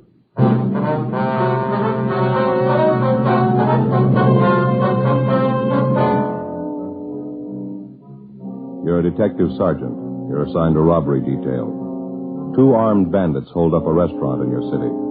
The owner is slugged, beaten viciously. One of the bandits is shot. The other makes good his escape. Your job? Get him. Friends, the name Fatima has always stood for quality. Fatimas are distinctive, with a truly different flavor and aroma. And in king-size Fatima, you get an extra mild and soothing smoke, plus the added protection of Fatima quality. Remember, in Fatima, the difference is quality. Because of its quality, its extra mildness, its better flavor and aroma, Fatima continues to grow in favor among king-size cigarette smokers everywhere. Switch to Fatima yourself today. Ask your dealer for Fatima in the bright, sunny yellow pack. King-size Fatima. The difference is quality.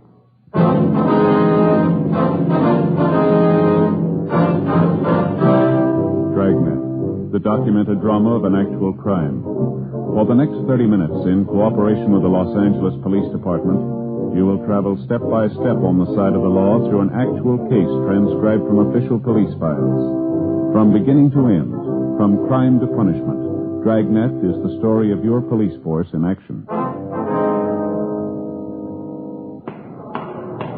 It was Monday, June 2nd. It was smoggy in Los Angeles. We were working the day watch out of robbery detail. My partner's Frank Smith. The boss is Captain Diddy. My name's Friday. It was 7:53 a.m. when I got to room 27A. Robbery detail. Oh, good morning, Joe. Morning, Frank. What's doing? Not too much. How was the weekend? Oh, it was great. I hated to come back. Sure nice up there. Where'd you go? Same place? Yeah, Lake Mary. You remember Don Camp House up there, don't you? Yeah, sure. He said to say hello. Fishing's real great up there. You ought to try and make it next month or so if you can. Fat chance. Well, what's the matter? The in-laws are loose again. They're coming down for a visit. Never stay less than a month. That'll take care of my vacation. That's too bad. Why don't you say something to the wife? What's the use? Why start an argument? I don't know what you mean. Well, what do we got here? Anything hot? Yeah, this one here. Hold up and slugging. Cafe down on South Hill. Radio car boys jumped and shot one of them. The other one got away. We identified yet? Yeah, the one who was shot, Benny Ashford. Record long as your arm. Graduate from Folsom. Some of them never learn. How about the number 2 man? Don't know. They tried to talk to this Ashford last night. He wouldn't tell them anything. I called the hospital just before you came in. They operated on the guy 6 o'clock this morning. You're going to call as soon as he's able to talk. It's going to be a couple days at least. Mm-hmm. How much they get? Here's a crime report. Thank you. You talked to victims yet? No, not yet. It's a fair night's work, isn't it?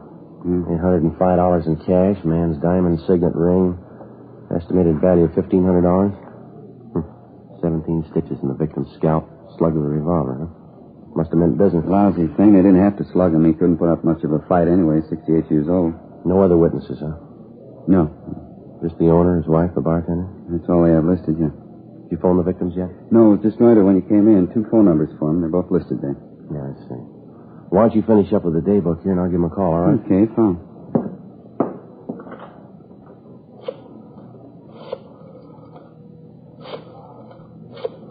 Here, you want a pencil? Oh, Hello, this is Friday, Los Angeles Police Department Central Robbery. Mr. and Mrs. Reiner there, please?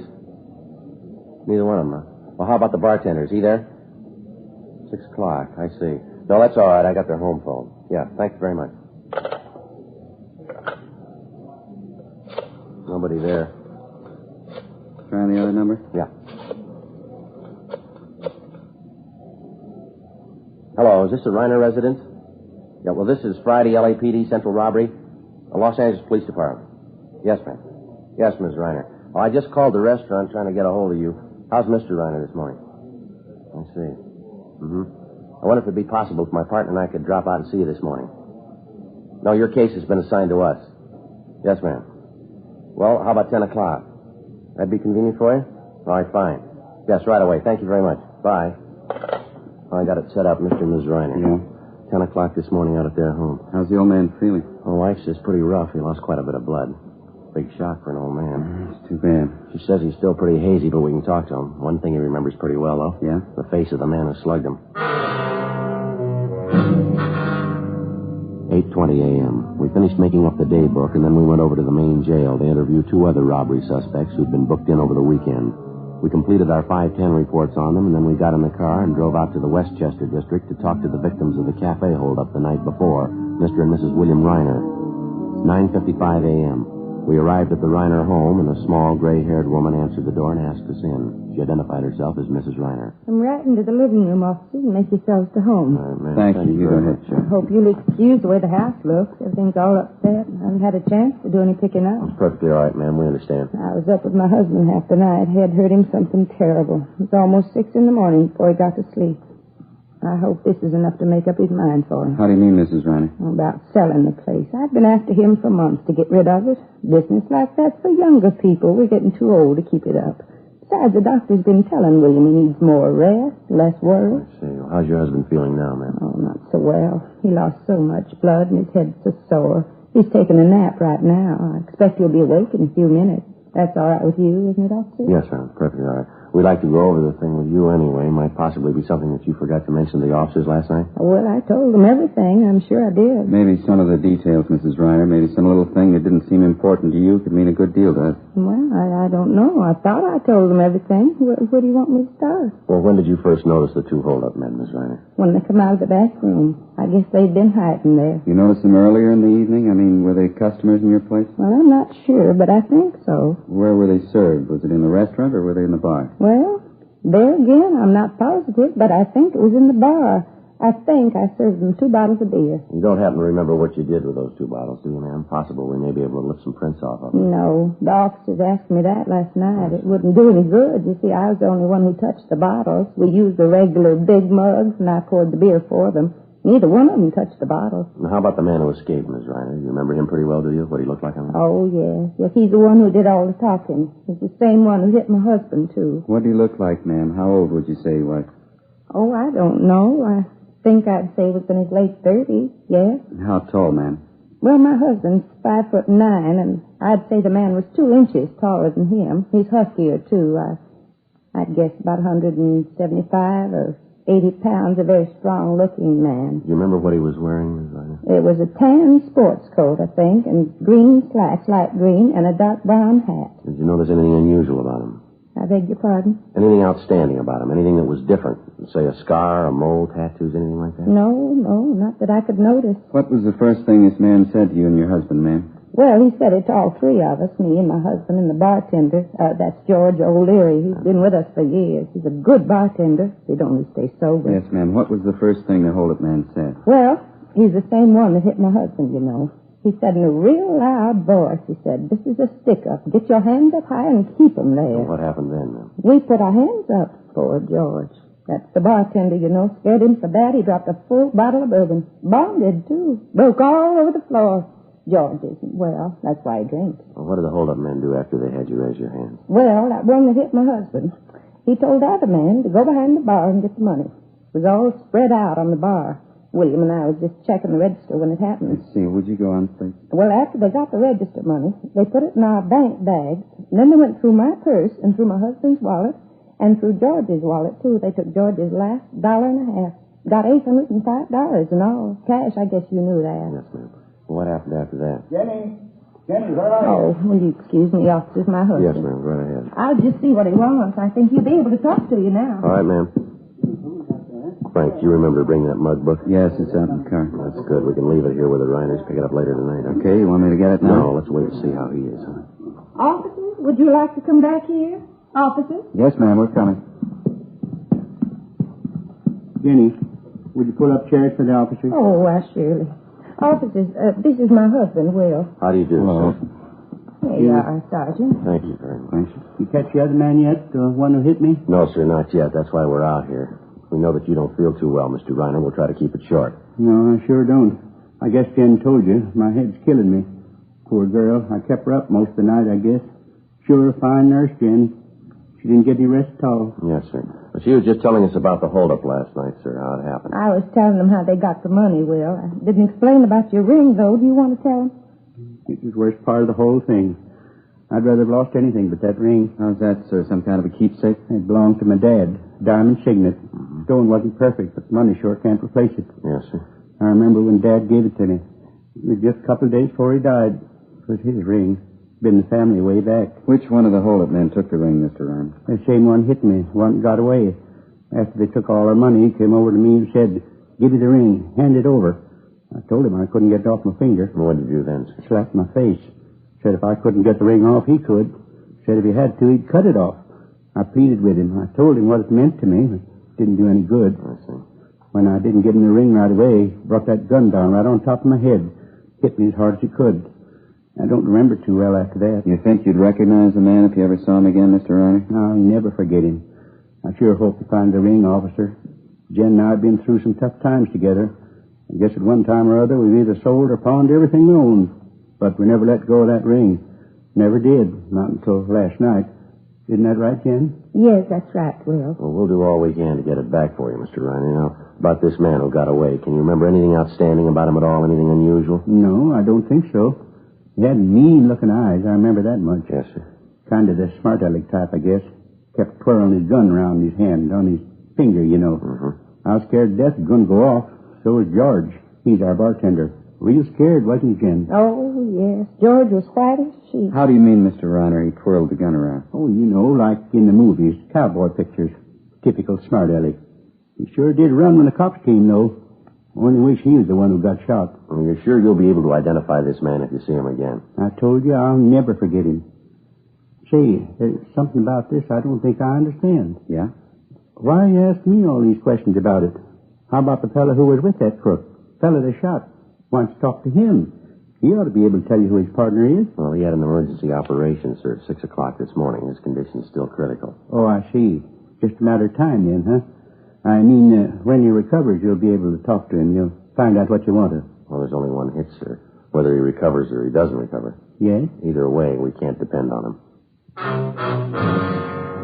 11:38 a.m.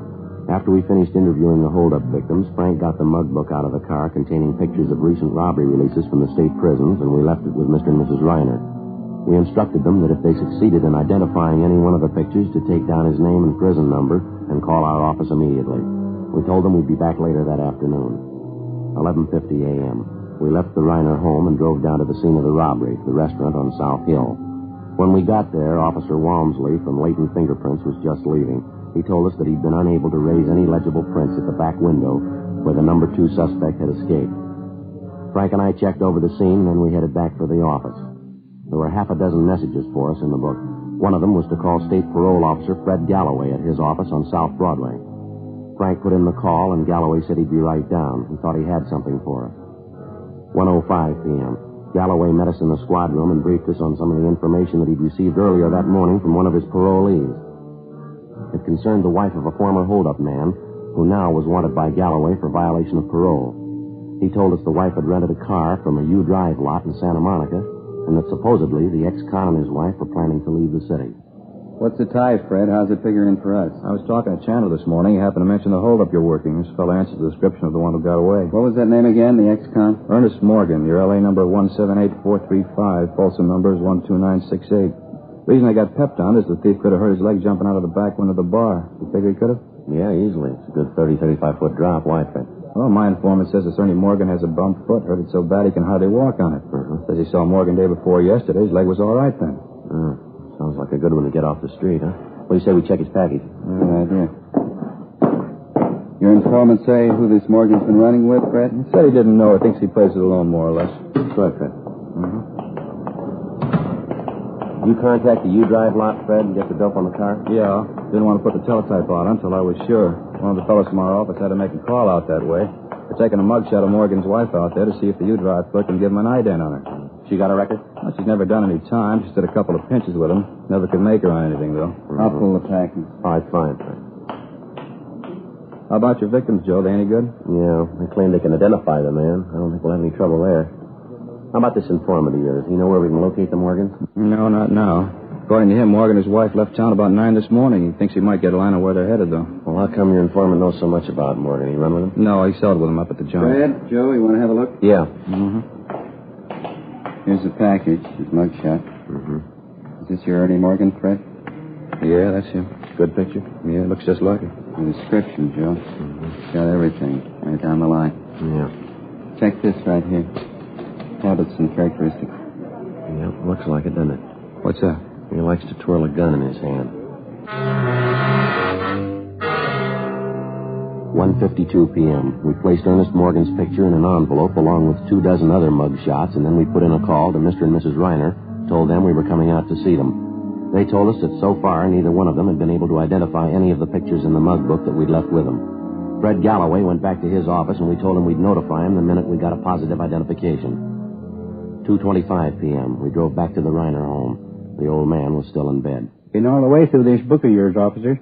Couldn't find one who looked like the man, could we, Jen? No, his picture's not in there, Sergeant. We're sure of that. I see. Well, we've got some more of them here, folks. I'd like to have you look through them if you don't mind. See if you can identify one of them. Yes, all right.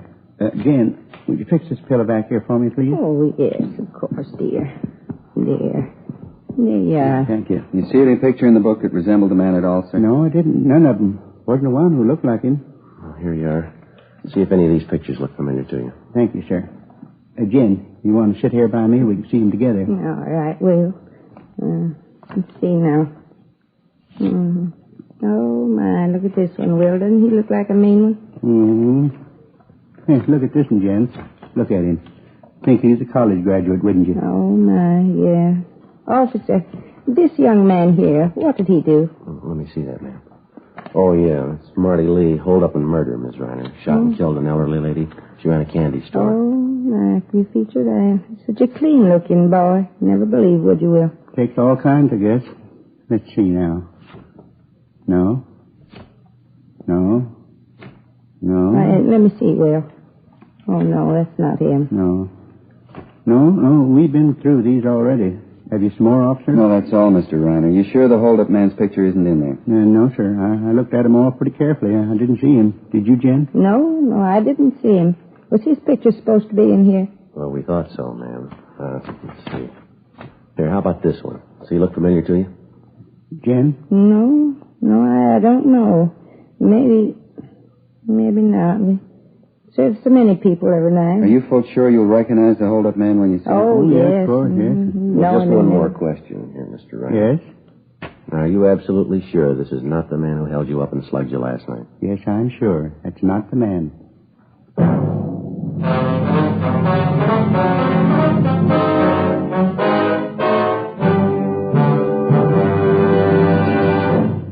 You are listening to Dragnet, authentic stories of your police force in action. Because of Fatima quality, its extra mildness, its better flavor and aroma, More smokers coast to coast are switching to king-size Fatimas every day. Switch to king-size Fatimas yourself. You'll find they're distinctive, with a truly different flavor and aroma. You'll find Fatima gives you an extra mild and soothing smoke, plus the added protection of Fatima quality. Yes, that's why Fatima continues to grow in favor among king-size cigarette smokers everywhere. Remember, the name stands for quality. Insist on mild and soothing king-size cigarette with the added protection of Fatima quality. Ask your dealer for the bright, sunny yellow pack. Buy king-size Fatima.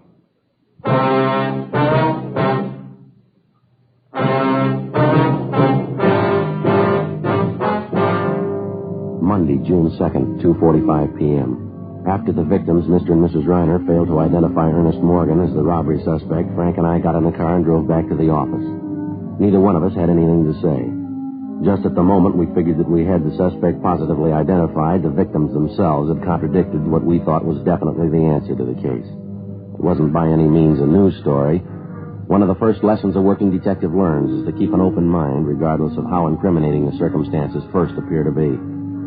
The big fallacy of a detective being too sure too soon is based, for the most part, on the failure to recognize that police work means human beings dealing with human beings. So instead of going by the usual odds, the human margin for error is double. Frank and I didn't have too clear an idea of how or why it came about, but suddenly we found ourselves farther away from the solution of the case than before we started. 3:10 p.m.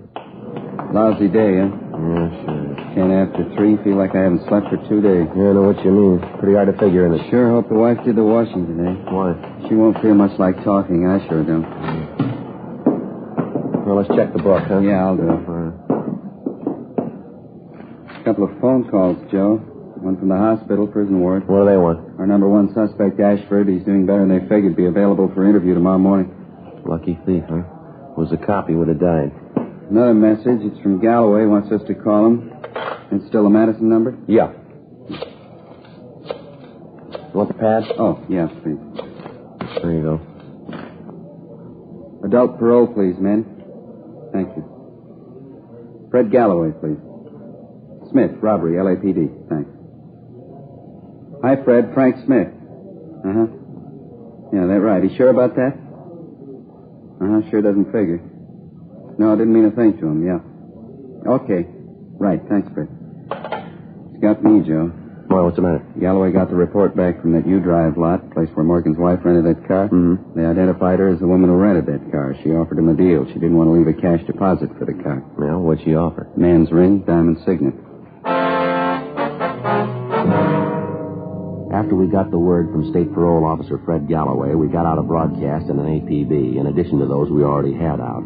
We requested that the rented car and the occupants be held for questioning in connection with the robbery of Reiner's Cafe the night before. If a man's diamond signet ring was found in possession of the occupants or in the car, it was to be booked as evidence. The following morning, Frank and I interviewed our number one suspect, Benny Ashford, in Ward 13,400 at General Hospital Prison Ward. Because he had the idea his partner had run out on him and taken the money with him, that he'd let him down, Ashford was in a fairly cooperative mood. After talking with him for a little more than 20 minutes, he named Ernest Morgan and identified his mugshot as his companion in the robbery of Reiner's Cafe. He also told us the holdup was Morgan's idea and that Morgan had told him the job would be a pushover. We asked him where he thought we might locate Morgan, and he told us our best bet was Las Vegas, Nevada. Supposedly, Morgan had a good friend in Las Vegas, an ex-con by the name of Harry Breen. Frank and I went back to the office where we met with Inspector Farnan and Captain Didion. At 1:30 that afternoon, according to instructions, Frank and I signed out a trip car and headed out U.S. Highway 91 for Las Vegas. We checked in at the Las Vegas Police Department a few minutes before 8:30 that night. The alleged friend of the suspect, Morgan, Harry Breen, had already been taken into custody by Las Vegas officers on the request of Captain Didion. We began questioning Breen, and he readily admitted that he was acquainted with Morgan. All right, how long ago did you see Morgan? I don't know, this afternoon sometime. About hours in an afternoon. When did you see him? What are you so excited about? What do you do, commit a murder? Well, look, Breen, how much time do you owe the state? What's that got to do with it? We didn't drive all the way up here just to pass the time of day with you. You know he's hot. If you want to cover for him, you can serve his time. Look, I don't get it. I'm not his keeper. If you want him, find him. I bet we're going to find him if we have to walk all over you to do it. When the two of you are up doing time, you can figure it out for yourselves. The trouble with you cops, once a guy does time, you can't leave him alone. I've been leveling since I got out. I've been carrying a lunch pail every day. All right, now look, Breen, who do you think you're giving a snow job? We've been kidded by experts. You're not giving us anything new. We didn't send Morgan up to see you. If you're so lily-white, how come Morgan got in touch with you? All right, I'll tell you. You're as bad right now as the day they locked the gate on you. You're never sorry for what you've done. You just moan because they caught you. Save that act for the jury, Breen. We're not going to buy it. Now, what about it? Where is he? Wait a minute, huh? What are you so sore at me for? I didn't rob anybody. Who said you did? You must have been talking to Morgan. All right, I have. I told you I talked to him. He came around this afternoon. Now, get off my back. What do you want? He's hot. He wanted to cool off. Where's he now? I don't know. Well, look, how should I know? He came around with his wife, asked for a favor. I couldn't do it. I just got married. My wife's a square. I told her about it. She wouldn't go for it. The guy's a big crybaby anyway, trying to tell me how we ought to stick together. He's never done a favor for me. You see the car he was driving, Breen? Yeah, convertible coupe Packard. California plates. How'd you notice? You got the license number? No, he asked me where he could get some cold plates. I figured it was hot. You get him any plates? Look, I wouldn't know where to get them. I already told you. I've been leveling ever since I got out. There's no use kidding. I couldn't do any more time. I'm too old. One more trip and I'm through. I'm really through. I got a good wife. She works every day. I don't want to lose that. All right, Breen. You take your choice. What do you mean? Who do you like the best, Morgan or your wife? What about it? All right, you got it. The suspect's friend, Harry Breen, went on to admit that during the conversations he'd had with Ernest Morgan that afternoon, Morgan had told him that he and his wife were going to San Francisco. There, supposedly, they would contact a man by the name of Beggar Harrison, who operated a restaurant out by Hunter's Point. He said the Morgans had told him that they planned on driving at night only to lessen the chances of the police spotting their car. We immediately got in touch with Inspector George Haig of the San Francisco Police Department and notified him of the latest developments in the case. He told us he'd read our teletypes and said that he'd placed the restaurant operated by Beggar Harrison under immediate surveillance. We told him we'd leave early the next morning for San Francisco after we'd gotten a few hours' sleep. Before we turned in, we got off a teletype to Captain Didion, bringing him up to date on what had happened and what our plans were. The next morning at 6:30, Frank and I left Las Vegas for San Francisco. A few minutes after 7 o'clock that night, we checked in at the San Francisco Hall of Justice at Washington and Kearny Streets. Inspector Haig was waiting for us. He informed us Harrison's restaurant out at Hunter's Point was still being covered, but so far, Morgan and his wife had failed to put in an appearance. Along with Inspector Haig, Frank and I drove out to the restaurant and joined the detail that had the place under surveillance. 9:05 p.m., no sign of the suspects. 10 p.m., 10:30, 11 o'clock, midnight, still no sign. We waited.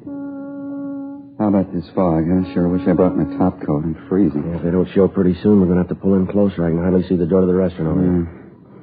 Smell that hot coffee. Sure could use a cup right now. Look at that fog out there, Frank. Can't tell where the bay leaves off and the fog begins. Wait a minute, Joe. Yeah? Car pulling up. Convertible. Yeah. Packard. Wait till they get in the light. We can see him better. The man getting out, heading for the restaurant. Yeah, it looks like him. Come on. Yeah.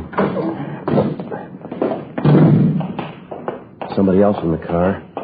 A woman. Haig's got it covered. George is with him. All right, let's hustle it. Come on. Passing under the light. It's him, Joe. Yeah. All right, hold it. Right where you are, police officers. What's the matter? What do you want? All right, hands up in front of you. Get them up high. All right, I got him up. What's it all about? What's the trouble? Frank, you want to shake him? Yeah. Come on, keep those hands up and stand still. I'm standing still. Is this a shakedown or what? I haven't done anything. Nothing doing, Joe. Clean. Those hands aren't. Your right hand, mister. Let's have a look at it. All right. Still don't get this. There, what about it? That ring on your finger. Where'd you get that? It's mine. Why? I had it a long time. Diamond signet, a little big for you, isn't it? Doesn't quite fit. What are you getting at? What's my ring got to do with it? Where'd you get it? Crap game. I won it in a crap game. It's down in Las Vegas. I won a gambling. Is that right? Yeah, a bunch of guys up in the hotel room shooting a little crap. Just a gamble I won. Sure of that, are you? Of course I'm sure. Just a crap game. I took a gamble I won. No, you're half right, mister. Yeah? You gambled, but you didn't win.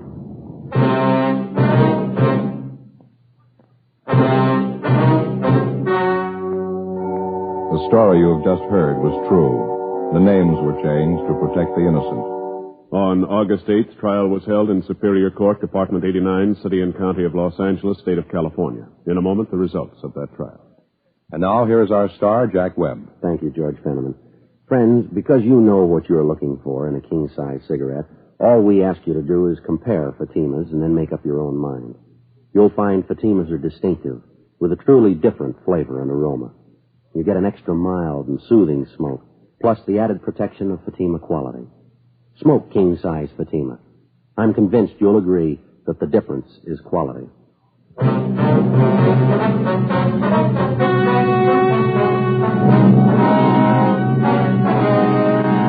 Ernest Harold Morgan was tried and convicted of robbery in the first degree, along with his accomplice, Benjamin Ashford.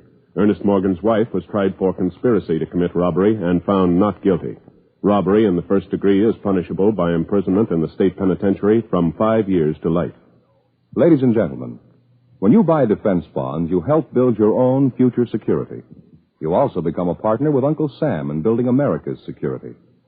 Buy your bond today.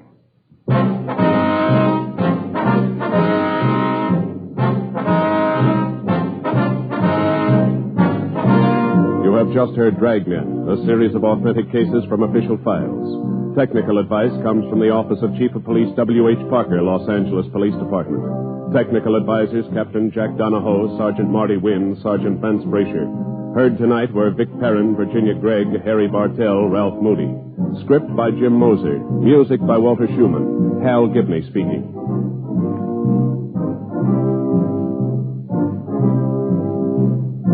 King Size Fatima has brought you Dragnet, transcribed from Los Angeles.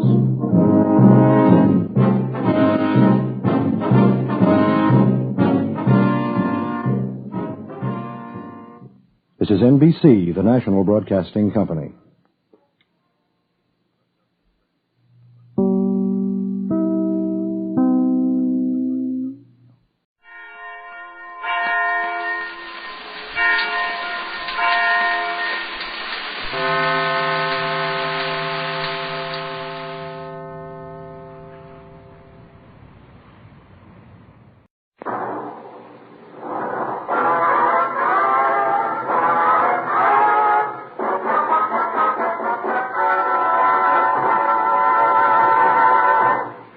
Come here, I want to... Oh, George, you shouldn't have walked between Jerry and me. Oh, I'm sorry, fellas. Well, fix it. Bread and butter, Dan. Bread and butter. What goes up in the chimney? Smoke. What do you smoke? Chesterfield. Right, and that's our bread and butter. Which means that Chesterfield, the only cigarette in America to give you premium quality in both regular and king size, brings you the Dean Martin and Jerry Lewis Show.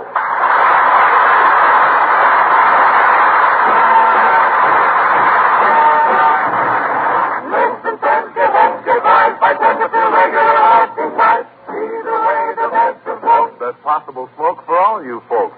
Round off for Chesterfield, round off for Chesterfield, try back to Chesterfield. And do it today.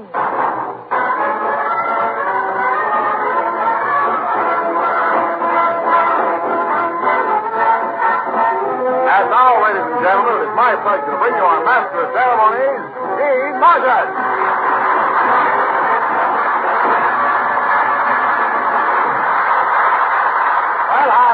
Here it is. Time to do our weekly Tuesday night sounding off for Chesterfield. My partner, Jerry Lewis, will be bounding in on the next pogo stick. So while we're waiting for the boisterous little bounder, what do you say we start things humming with a tuneful little earful of music? So, Richard, it is you ain't my conductor.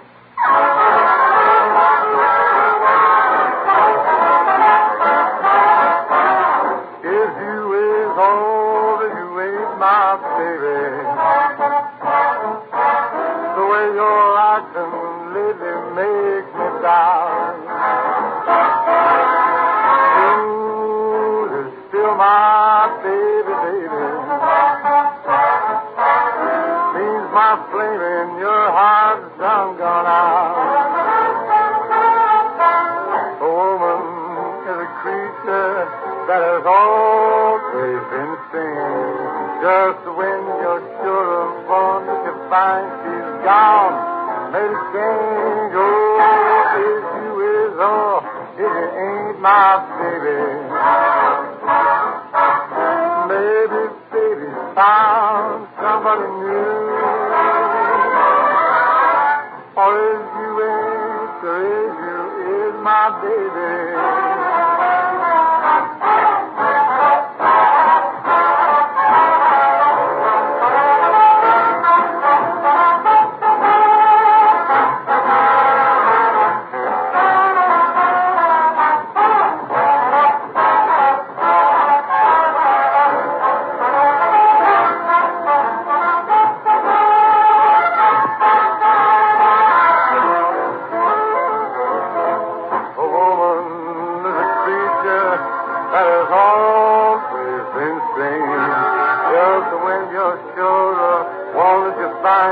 Gone, made a change.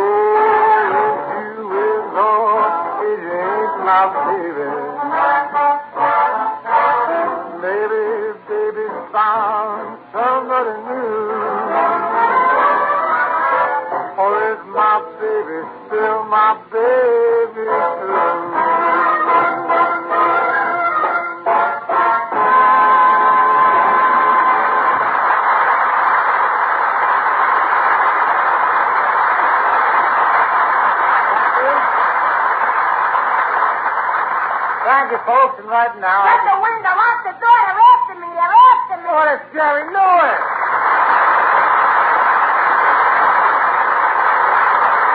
All right, now, Jerry, you just calm yourself down. Now, who's after you? The finance company. They want to take back my arm.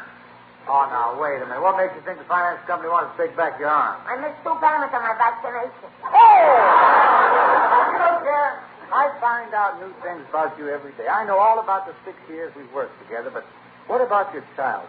Well, when I was born, I was very young. I was nothing years old. And until I was 5 years old, I couldn't see. Couldn't see? No, my mother was nearsighted. She kept diapering the wrong end.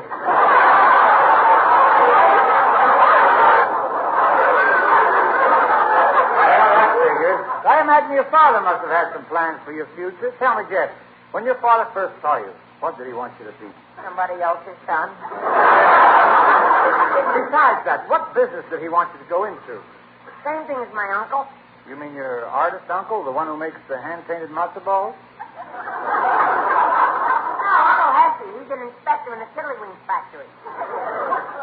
Sounds like a civil service job. An inspector in a Tiddlywink factory? Oh, he was a specialist, you understand. It was his job to decide which were the boy tiddlywinked and which were the girl tiddlywinked. You mean there was a way he could tell the difference between the guys and dolls? Oh, to be sure. As the tiddlies came down the assembly line, my uncle would wink at them. And the tiddlies that winked back was the girl. I never thought I'd wind up working with someone who comes from a family of tiddlywinks. Martin, you've insulted my family, and we Lewises don't take these things lightly. We're a proud clan, and I therefore challenge you to a duel. You may choose your own field of honor. But, Jerry, I don't have any field. Then we're even. I don't have any honor. Here's my card. Your card? What's this thing here? That's the family coat of arms. 2 cross salamis on a field of chopped liver. Now, look, Jerry, you don't mean a real duel with pistols, do you? Wait. Do you understand? We shall meet tomorrow morning at dawn. And if I'm not there by 6 o'clock, yeah? start without me. Yeah, you must be kidding about all this. Hardly, Mr. Martin. We shall settle this insult in blood. I'm going now. Where? To get some. I'll be seeing you. What? I said I'll be seeing you. I'll be seeing you. In every lovely summer's day. And everything that's light and gay. I'll always think of you that way. I'll find you in the morning sun. And when the night is through, I'll be looking at the moon. I'll be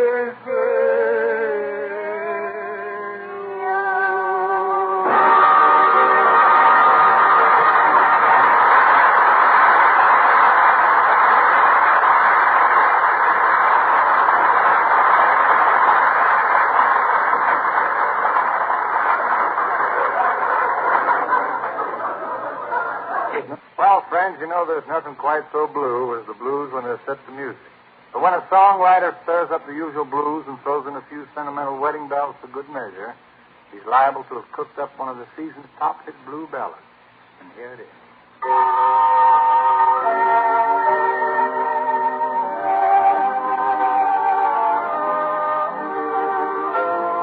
I went to your wedding.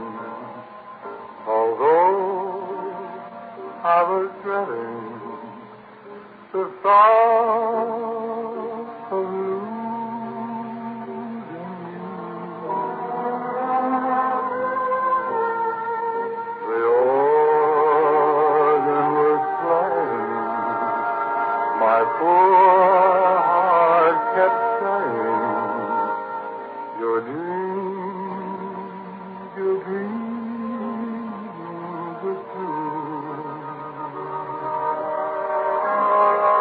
You came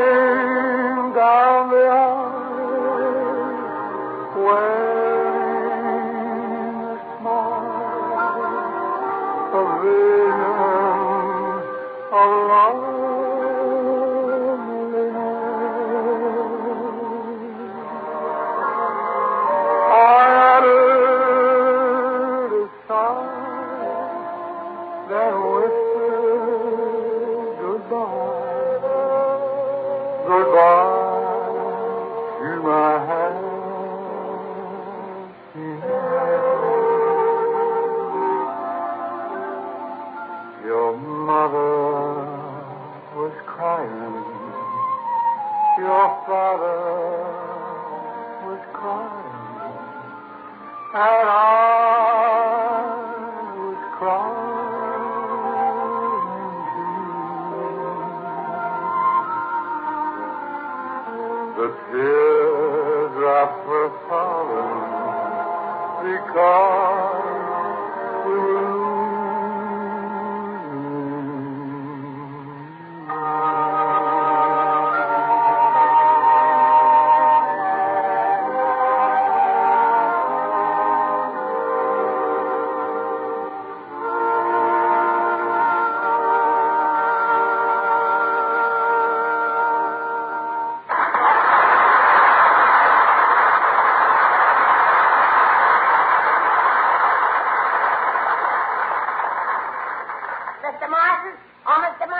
This is Mr. Lewis. As you recall, you have insulted my family, and I challenged you to a duel.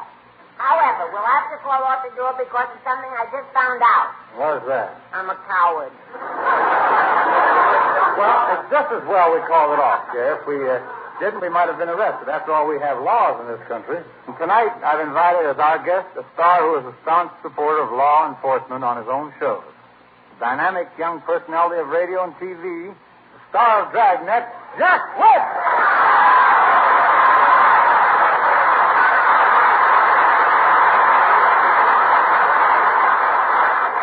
Jerry, this is Jack Webb from Dragnet TV. Well, how do you do? I'm Jerry Lewis from Newark, NJ. No, Jerry, I'm from the television show, Dragnet. Oh, I saw you last week on a new set Dean gave me for Christmas. Jerry, that wasn't a TV set I gave you. It was a washing machine. No wonder the cops and robbers were chasing each other in their underwear. I'm sorry you missed the real thing, Jerry. It was the story of a policeman who guarded the catch of the fishing fleet. Yeah, it was called the Cape Cod Kipper Keeper Cooper Caper. The Cape Cod Kipper Keeper Cooper Caper? You heard him, Jerry. The Cape Cod Kipper Keeper Cooper Caper. Now, the villain was a camper named Cooper who worked in a bottle factory. First as a corker, then as a capper.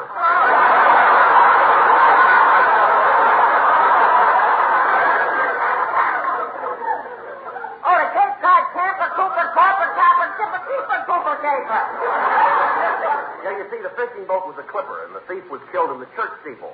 There was a big bell up there, and he was clobbered by the clapper.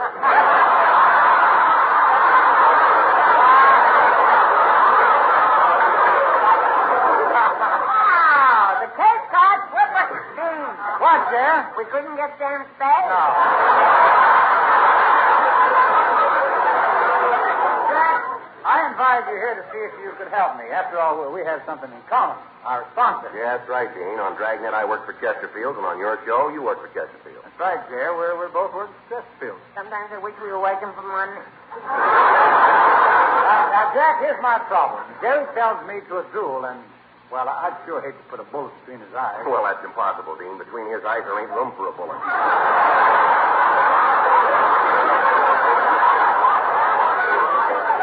That's because I have a very skinny head. Yes. Jerry, look, we have laws against dueling, same as we have laws against speeding. A car can be a very dangerous weapon. I'll say, yesterday I was crossing the street when I saw a car coming at me. I ran up 3 flights of stairs into my apartment, rushed into the closet, and locked the door. What happened? He got me anyway. A thing like that calls for at least a ticket. You did? I paid a $10 fine. You paid a fine for what? Running without a license. That's terrible, Jerry. What happened to the driver of the car that hit you? Nothing, Dean, but he won't get away. Well, you mean you got his number? No, but I'll never forget his laugh. You'll never forget his laugh. Pardon me, sir. Would you do that again? Certainly. Mr. Webb, would you please get your car out of my closet? Stop it, Jerry. If anyone looked out for public safety, it's Jack Webb. Millions of people listen to and watch his show every week. Well, thanks, Dean, but it's the kids I'd like to reach. Unfortunately, most of them are only interested in fairy tales. Well, tonight, why don't you do a fairy tale as you would do it on your Dragnet show?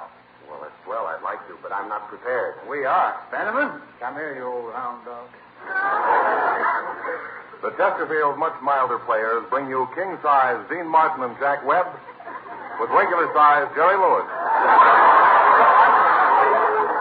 In a hastily rehearsed play about the 3 bears, Our version of Dragnet concerns a blonde moll called Goldilocks, who woke up with not one curl of her golden tresses out of place. And it's entitled Hairnet.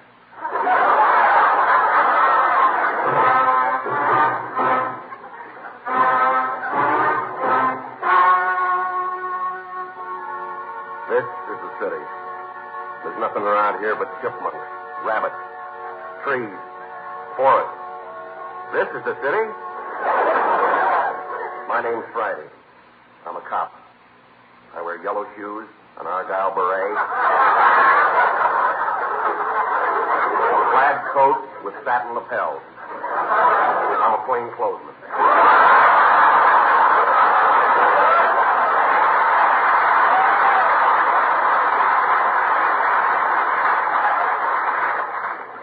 I'm Friday's younger brother.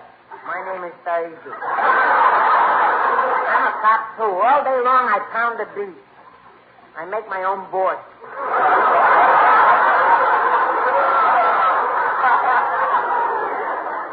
I'm Friday's older brother. My name is a week from Tuesday. I'm a special agent for the Crime Commission. For every crime, I get a 10% commission.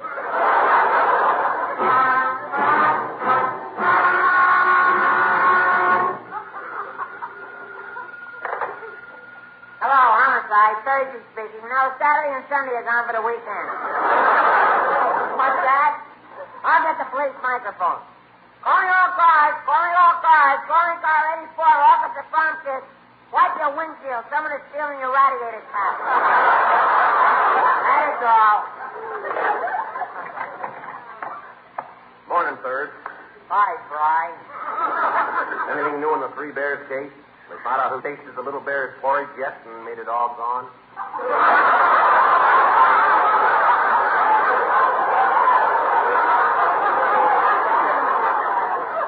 No, but I brought in our chief suspect, Goldilocks. I talked to her alone for an hour. Does she know anything? She does now.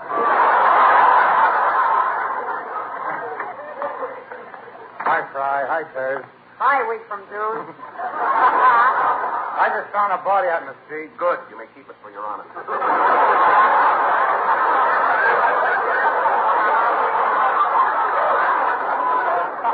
But it was Goldilocks. Goldilocks? Yeah, she was found wearing a derby and flag. Well, at least she died like a man. Here's the hospital report on Father Bear. He's dead. They just performed the autopsy. Where'd he die from? The autopsy.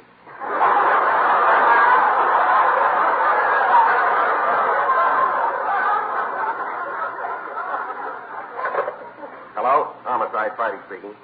No, hi, Wednesday. Okay. Mama Bear's been murdered, too. She was pushed into a freezing vat at the popsicle factory. Look, a report's coming in on the teletype. It's about the baby bear. It happened again. You mean somebody tasted his porridge? Worse than that. Somebody pinched his pizza.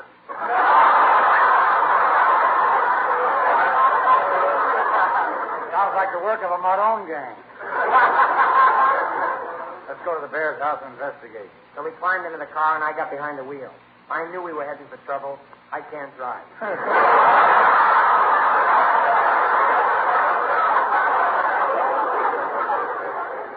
It was really very foggy, so I followed the white line on the road. I drove for 20 miles, and then I found out what I was following wasn't a white line. It was a good humor truck with its vanilla leaking. When we got to the bear's house, I peeked through the keyhole with one eye.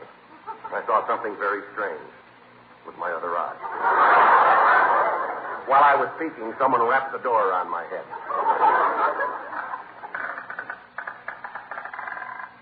In here, Furs, and week from. This is where the bears live. How do you know this is the place where the bears live? Look what's on the floor, a people skin rug.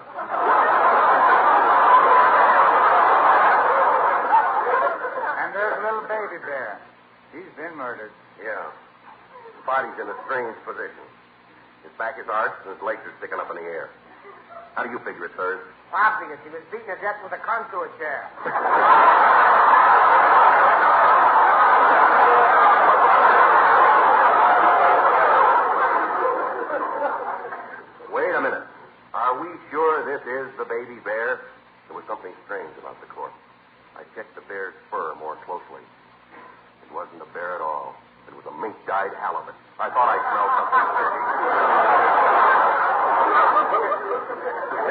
killer must still be here. The body's still warm. It should be. It's on the stove. For a moment, I thought I had him. I'll tell you what. You examine the body for a bullet and then check with ballistics. What's ballistic? Well, I don't know, but on Dragnet we always say that. Oh. I'll search the closets for the killer. Nobody there. Nobody there. Nobody there. Well, we searched high and low, but there were no more jokes left in the house, so we decided to search the barn. It's awful dark in this barn. Well, hold my hand, sirs. Okay, Fry. Hey, Fry. Fry, where are you? I'm over here. And whose fingers am I holding?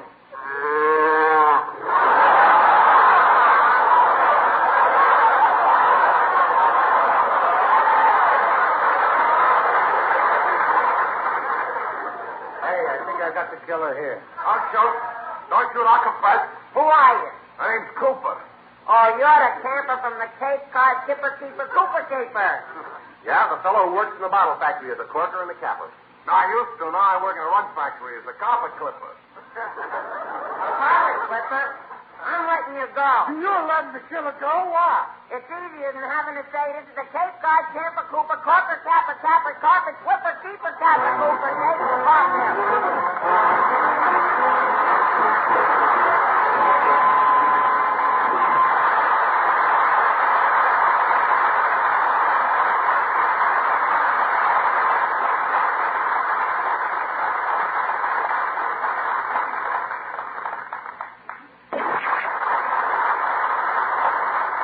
You did a swell job. You can sing for me anytime. Thanks, Jack, and you can guess for us any time, too. How about that, Jerry? Splendid, old chap, splendid. Say, look, how about you boys having lunch with me sometime? Love to. Not me. I went to a restaurant today, ate a businessman's lunch, and was thrown out. You were thrown out for eating a businessman's lunch? Why? The businessman wanted to eat it himself.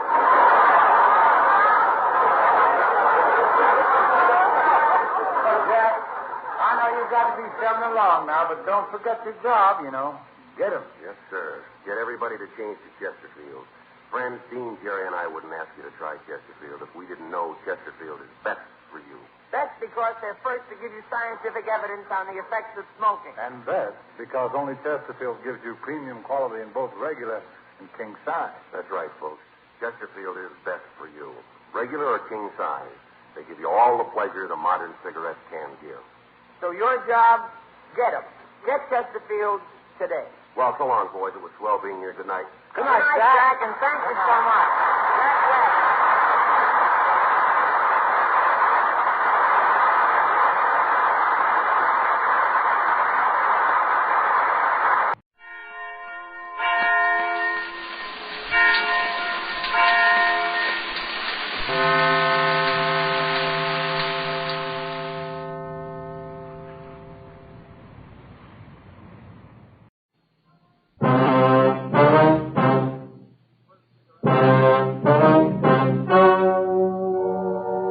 Ladies and gentlemen, the story you are about to hear is true. The names have been changed to protect the innocent. Fatima Cigarettes, king size, extra mild and soothing, brings you Dragnet on both radio and television.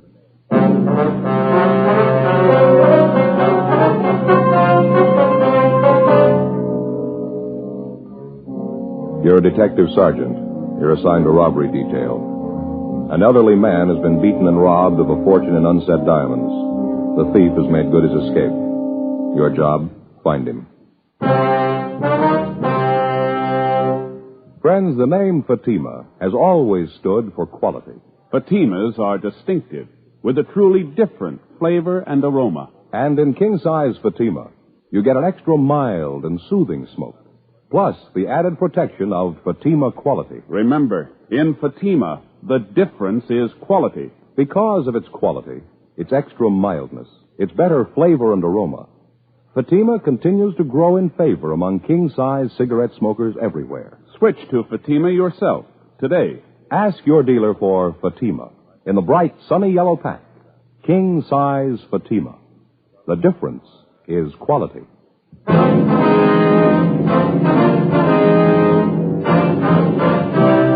Dragnet, the documented drama of an actual crime. For the next 30 minutes, in cooperation with the Los Angeles Police Department, you will travel step by step on the side of the law through an actual case transcribed from official police files. From beginning to end, from crime to punishment, Dragnet is the story of your police force in action.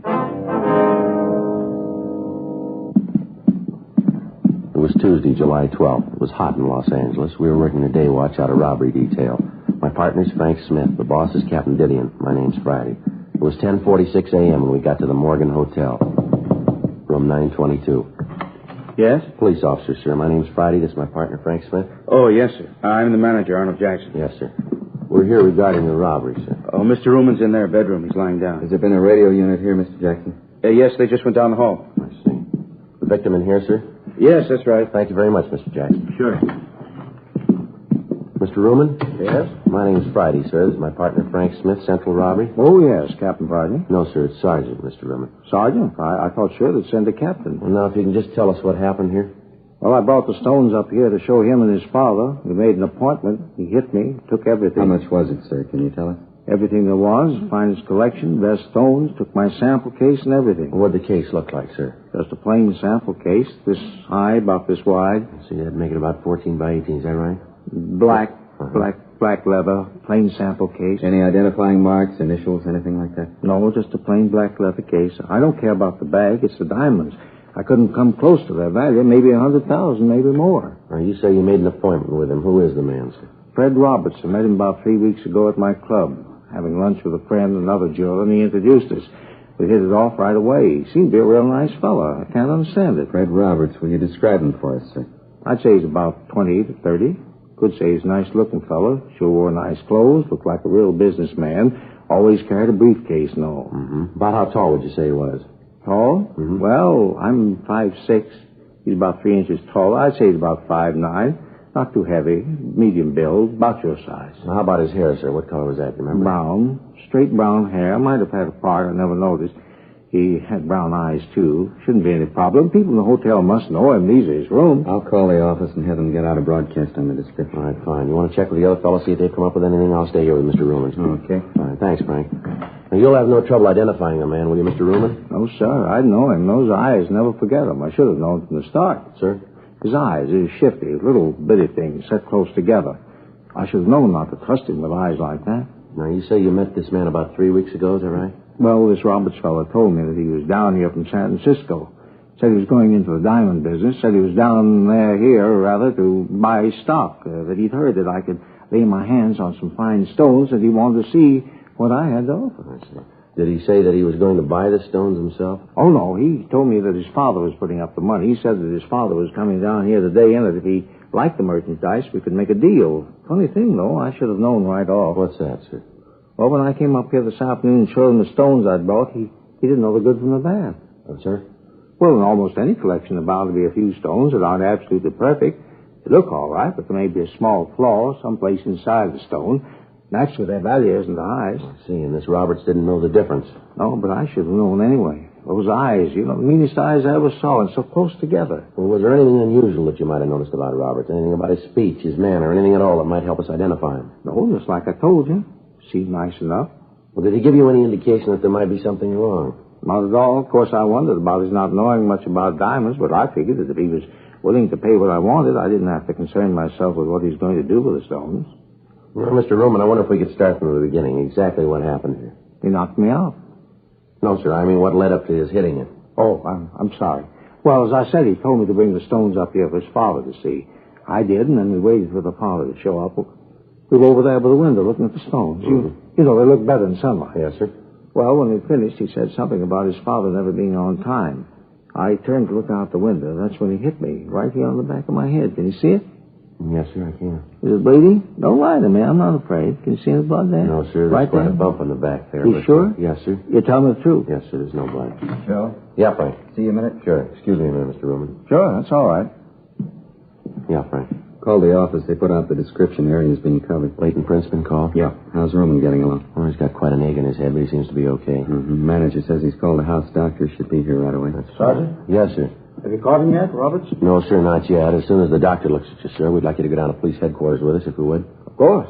But you shouldn't have too much trouble catching him, not with those eyes. Real little beady. Yes, sir. Well, what do you want me to do at police headquarters, Sergeant? Well, we want to take a full statement, have you look at some pictures, if you would. With you two? Yes, sir. Anything wrong? Oh, no. But you'd figure with all those diamonds gone, that fella hitting me and all, just seems that they could have done better. Well, how's that, Mr. Roman? Seems they could have sent a captain. 11:15 a.m. Leighton Prince arrived and went over the rooms. Frank and I were unable to find the instrument Roman had been struck with. Checking with the desk clerk and the elevator operator, we were able to get a composite description of Fred Roberts. It tallied closely with the one given us by Ruman. The desk clerk told us that Roberts had checked into the hotel that morning. We obtained a copy of the hotel registration card carrying Roberts' signature for handwriting analysis. The immediate area was thoroughly searched. The suspect had made good his escape. We contacted the victim's office and asked for a full inventory of the stolen diamonds. They were unable to give us a complete inventory at the time, but advised us that the loss would run well over $150,000. 11:57 a.m. After the hotel doctor had examined Ruman and said his wounds were superficial, we drove down to the city hall. While Ruman was looking at the mug books, Frank and I checked the name Fred Roberts and his description through R&I. We were unable to find a record on him. We contacted the stats office and requested a run on the M.O. Local and all points bulletins were gotten out on the suspect. After looking through the mug books, Ruman was unable to come up with an identification. Further interrogation of the victim failed to turn up any new evidence. The information furnished by the stats office and other contacts yielded nothing. The investigation continued. 3 weeks went by. Tuesday, August 2nd, 8:05 a.m. I checked into the office. Joe? Yeah. You're late. I've been waiting for you. It's only been 5 Well, minutes. there's a lot to do here, you know. You're in a good mood. What's the problem? It's the in-laws again. I didn't sleep a wink last night. Oh, what happened? That brother-in-law, a real wise guy, knows how to do everything better than anybody else. Nothing he doesn't know. Well, look, Frank, I'm on your side, but what's the bit here? Remember how I told you about this place out in the valley where the steaks are so good? Yeah, it's a butcher shop, wasn't Yeah, it? that's right. Well, I stopped by last night and I got 6 of the biggest steaks I could find. Real beauties, fillets. Yeah? I figured on a barbecue, you know, out in the backyard. Anyway, I get the charcoal out and the kindling and all the stuff. Right away, my brother-in-law says I'm doing it wrong. Why didn't you tell him? The wife. She's got to hear how they barbecue back in Sioux Falls. So the brother-in-law throws out all the stuff I'd done, and he starts all over. It took him 3 hours. Now, what happened? Well, he never got the fire started.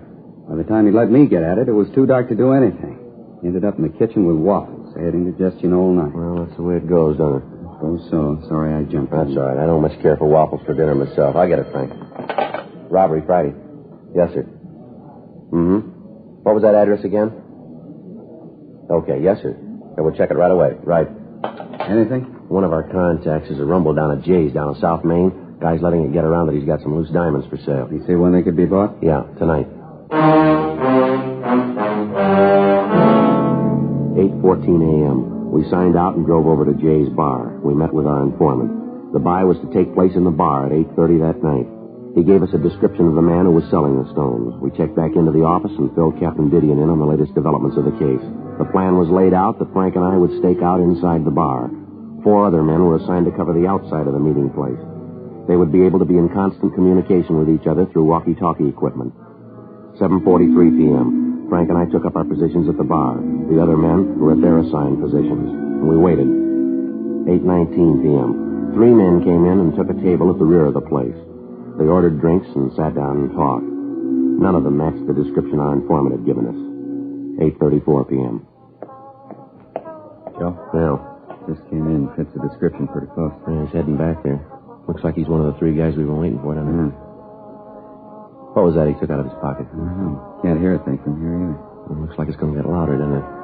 All right, that's fine with me. I didn't ask you to buy the stuff. You can see for yourself it's good. The price is right. If you don't want to buy it, then you're wasting my time. Lousy, chintzy deal. You get me here, and then you pull a deal like this? As far as I'm concerned, the buy's off. Nobody sent for you. Forget it. That's him. He's got the stones. Let's take him, Frank. Go at the back. All right, hold it up, police officer. Watch it, Joe. All right, now stand by where you are. Keep your hands out in the open. You want to shake him down, Frank? Yeah. Stand still, you. What are you tagging us for? Just having a drink? What are you trying to do? They're clean, Joe. Oh, boy, got away. They'll pick him up outside. Look, what do you want us for? Just sitting here having a drink. What are you trying to prove? Skip it, mister. You're selling us nothing here. I don't know what you're talking about. Frank? Yeah, hold still. Here's my cuffs. All right, let's go. I'll check outside, see if they got the other one. Yeah. Look, you don't need these handcuffs. I'm not going anyplace. I got nothing to hide. What's this all about? Save it, mister. Save what? We're coming here to have a couple of drinks. We're not bothering anybody, just a quiet drink. You guys jump on us. What's the pitch, anyway? Let's stop playing games here. There was a diamond buy tonight, and you were in on it. Diamonds? Are you kidding? Here, look at me. Do I look like the kind of a guy can afford diamonds? Not only that, but who buys diamonds in a bar? Now, look, let's get this thing squared away. Huh? Herman and Stromo got the other one. Said they'd take him up to the office. Anything on him? No, dropped it while they were chasing him. What's that? Bag of unset diamonds. The three suspects we'd apprehended inside the bar were questioned. After a brief interrogation, the suspects admitted that they had gone to the bar for the purpose of buying diamonds. They explained that it was their impression that the stones had been smuggled into the country. The three men were booked in on suspicion of robbery pending further investigation. The fourth man, the one who was in possession of the diamonds, was identified as Larry Fry. We checked him through R&I and found that he had a previous record of 4 arrests receiving stolen property dating back to 1946. Frank and I took the suspect to the interrogation room. He told us that he'd found the diamonds in a back alley. The interrogation continued, but we were unable to change the suspect's story. A special show-up was arranged for Mr. Ruman, the victim in the jewel robbery. After looking at the suspect closely, he stated positively that this was not the man who had held him up. However, examination showed that the stones found were part of the diamonds taken in the robbery. The suspect was booked at the city jail. A check of his residence and other leads failed to turn up any additional information. Wednesday, August 3rd, 12:40 a.m. We had Fry brought from his cell. All right, sit down, Fry. Don't you guys ever get tired of trying? What do you mean, Fry? You know what I mean. Questions. Don't you guys ever get tired? You getting tired? Yeah, a little. And why don't you save us all a lot of trouble and tell us what you know? I don't know what you're after. Believe me, if I knew what you wanted, I'd try to help. Suppose we start again. Anything you want. I got nothing but time. Where'd you get the diamonds? I found them. Where? In an alley. What alley? I don't remember. You find 20,000 unset diamonds in an alley? You don't remember which alley? That's right. I don't remember which alley. There's a lot of alleys in L.A. Now with $20,000 in diamonds laying around. True. Then why don't you tell us where you found the diamonds? I told you, in an alley. What were you doing at Jay's place? Having a drink. That against the law? No, but trying to sell stolen diamonds is. All right, you called it. I was there to sell diamonds, but I didn't know they were stolen. I tried to sell them, just trying to make a buck. Everybody's got to live. I told you, now leave me alone. Huh? I got enough trouble in this can with this lousy chow they throw at you. I don't feel so good, huh? Let me go back to my cell and lay down. Oh, kid, you guys ever eaten this jail food? It's terrible. I've eaten it. It's not too bad. You got a stomach made out of solid brass. I'd like to have the bromo concession around here. Look, I really wish I could help you guys, but honest, there's nothing to tell. I found the diamonds in an alley. Sure, I tried to sell them, but that's it. Now, you guys know if there's anything I could do... All right, now you come off it, mister. You better get this story straight. We're through playing with you. Maybe you don't know how you stand. I'll fill you in. A man slugged and $150,000 in diamonds are stolen from him. Part of those diamonds turn up in your pocket. You say you found them. I can't buy that, and I don't think anyone else will. You come in here playing like a lily, clean and white. Well, your record doesn't make it that easy to buy. That's how you stand, mister. The whole thing's right in your lap. It fits you like a new suit. Now, it's up to you. That's the way it is? You call it. No other way? None. Yeah. Well, if I could only get some decent food under my belt and a little fresh air, I might be able to give you guys the answers.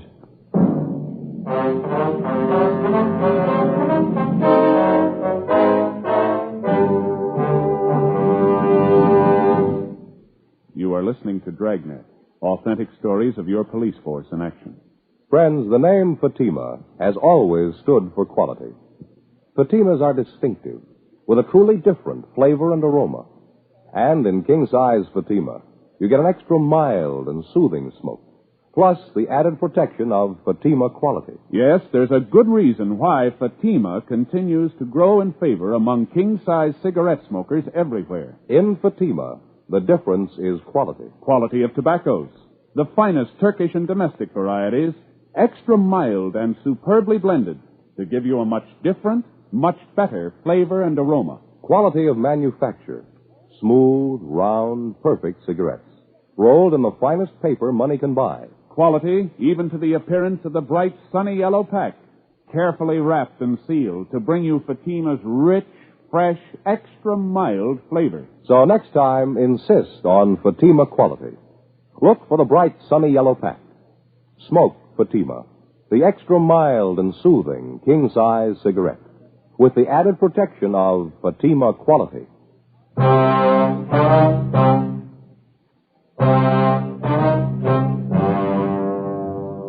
We continued to interrogate Fry. From the evasive answers he gave us, it looked as if he was lying about his part in the robbery. When an interrogation seems to bog down, the working detective usually tries to find some subject with which to draw the suspect out, some weak point in his makeup. Maybe it's his parents, his wife, or his children. It might be the fear of having loved ones find out about the crime he's accused of committing. In Fry's case, questions about his family failed to produce any results. We tried other subjects, religion, baseball, golf, fishing. None of them seemed to bring him out of his shell.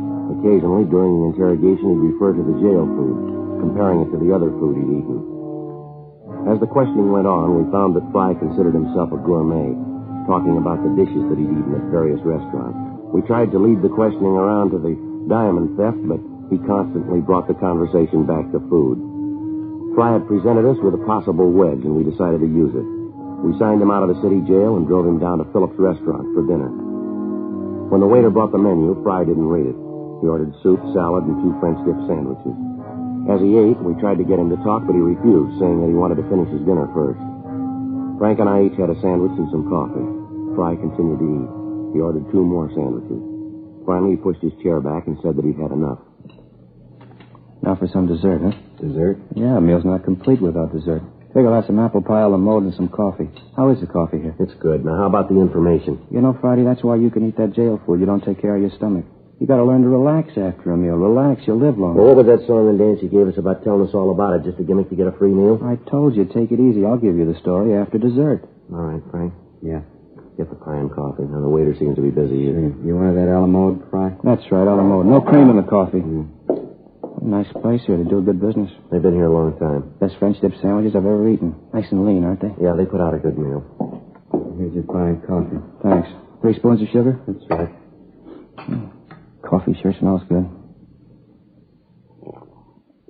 Hey, it tastes good, too. All right, let's get on to business, Fry. Now, what about the diamonds? Where'd you get them? From a guy named Joe. What's his last name? Never heard it. He gave you the diamonds to sell. You don't know his last name? Yeah, that's right. Where'd you pick up the diamonds? Didn't. Joe came by my house and left them. What's this Joe like?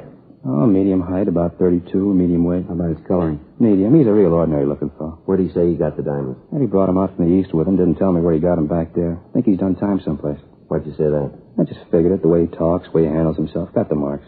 You'd know him if you saw him again? Oh, sure. Think you could point him out to us? Have you got him? No, but if he's done time, there's a mug of him. Figures we got it.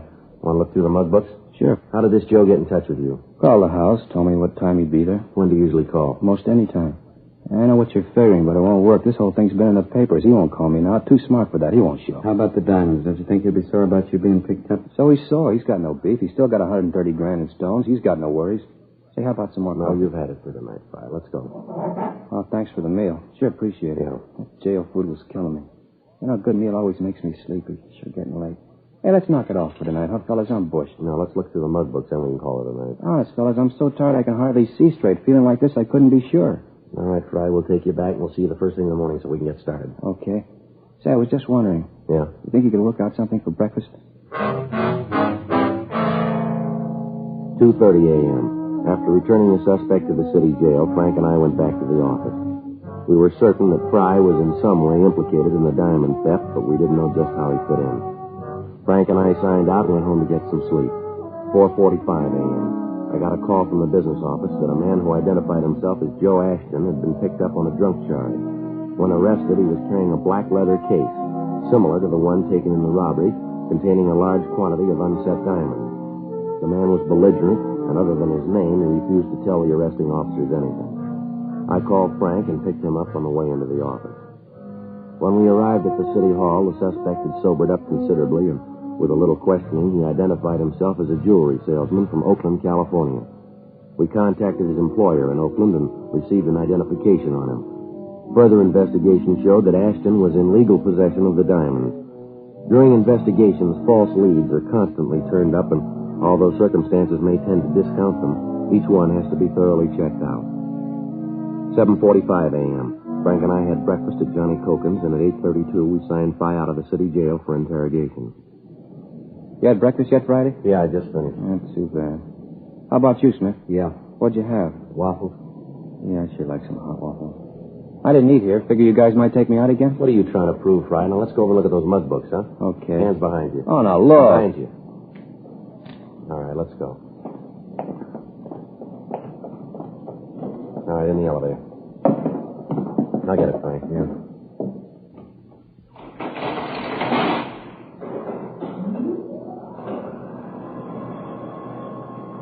Sure, a nice day, but it's warm out. Gonna be. Yeah.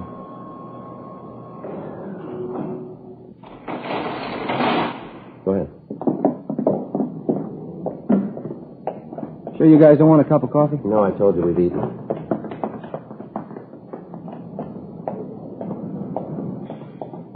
Right in the back, Fry. Sure. Say, sure appreciated that meal last night. That's good. We going to City Hall? That's right. That way you keep the mug books? Yeah. Hey, no kidding, Friday. I gotta have some coffee. My stomach's growling. All right, Fry. We'll get you some coffee. You know that whole bit about Joe doesn't ring. I'm afraid we can't buy it. Okay, so it's a phony story, but I'll give you the right one. Where'd you get the diamonds? From a guy out in the valley. Where in the valley? Out at the Astor Studios. At a picture lot? Yeah.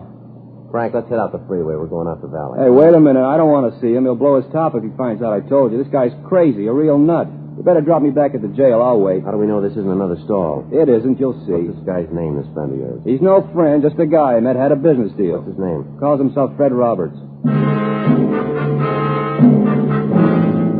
We took Fry to breakfast, and then we returned him to the city jail. We went back to the city hall and rechecked the name Fred Roberts through R&I. There was no record. Those with similar names were checked. None of them matched the description of the suspect. 11:20 a.m., Frank and I headed for the San Fernando Valley. Astor Studios was one of the older lots in town. It had been years since they'd made a picture of their own. Most of their business now was in renting stage space to television companies. Frank and I checked at the gate, and we were sent up to personnel. The company records on Roberts showed that he'd been at the studio for 4 years in the property department. According to the girl in the personnel office, Roberts was highly regarded by his employers and fellow workers. She told us that we could find him in the prop building on the back lot. Frank and I started back to see him. That must be it back there, the big building with all the windows. Yeah. Sure a lot going on, huh? Yeah, TV's using a lot of movies, I guess. Most of the good stuff's on film, isn't it? So about all Elizabeth likes to watch is the wrestling matches or those real old movies. I don't get to see much of the new stuff. If she's not looking at some show that's 20 years old, the kids are watching a puppet show. Well, you need two sets then. I've been thinking about that show. Not that I don't like wrestling, but I'd like to see the ball game once in a while. And those news forum shows. You know, keep up with what's going on in the world. Yeah. Looks like it here, huh? Yeah, that's him back there with the spray gun, isn't it? Yeah. Hey, Mr. Roberts? Mr. Roberts? Yeah? I'd like to talk to you, sir. Just a minute. I got to hit this before it dries. All right, sir.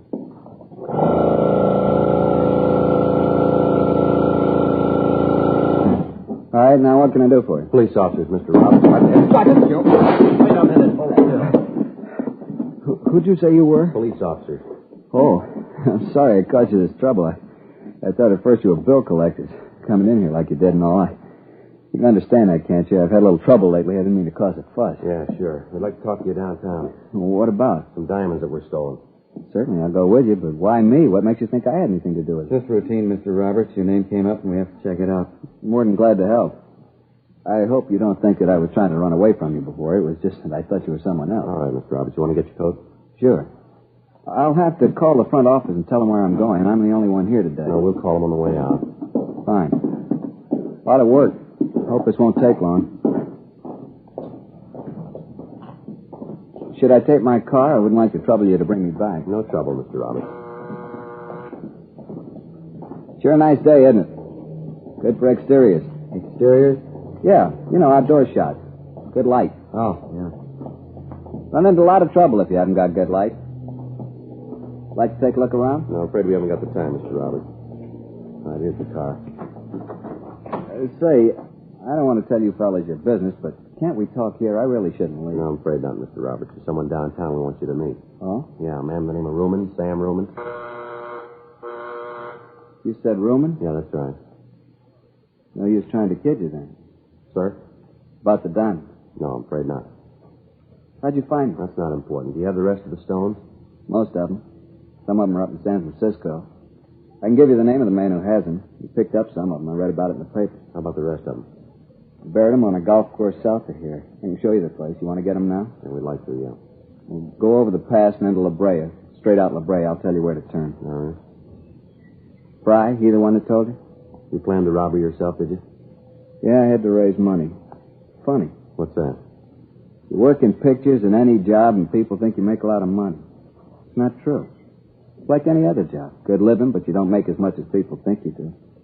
That's why I did it. Yeah. Planned the thing for a long time. Figured every angle. Be able to pay off my car, all my bills. That was no gag about me thinking you were bill collectors. I've been trying to find my car for the past month. I'll take it away. You know how it is. Yeah, sure. All my life I've been working to make something out of myself. Everybody in this town seems to do okay. Money, big home, a car.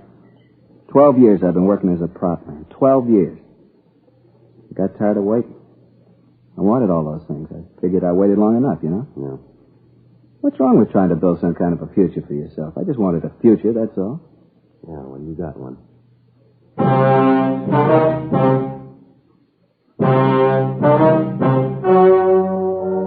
The story you have just heard was true.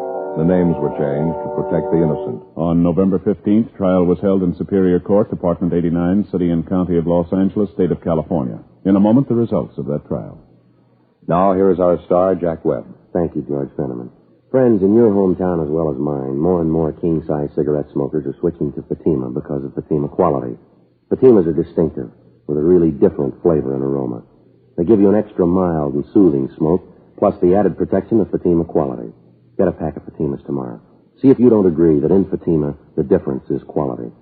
That's king-size Fatima in the bright, sunny yellow pack.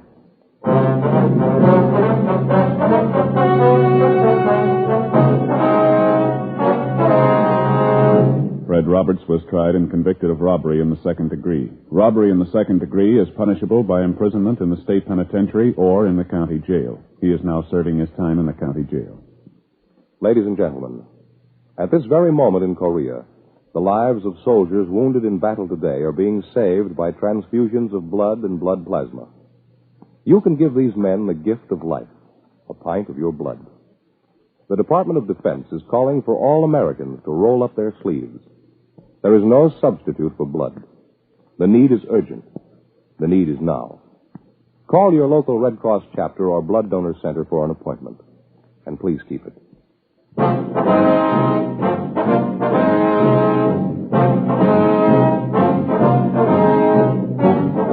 You have just heard Dragnet, a series of authentic cases from official files. Technical advice comes from the Office of Chief of Police W.H. Parker, Los Angeles Police Department. Technical advisors, Captain Jack Donahoe, Sergeant Marty Wynn, Sergeant Lance Frazier. Heard tonight were Vic Perrin, Herb Ellis, Vic Rodman. Script by John Robinson. Music by Walter Schumann. Hal Gibney speaking. King Size Fatima has brought you Dragnet, transcribed from Los Angeles. Friday, hear the Mario Lanza Show on NBC.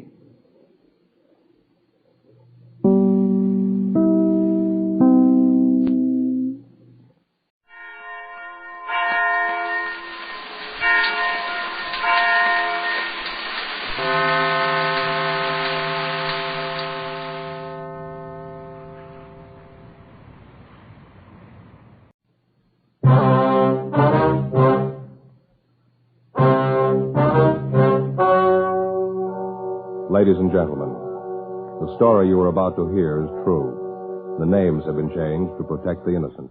Fatima Cigarettes, king size, extra mild and soothing, brings you Dragnet on both radio and television.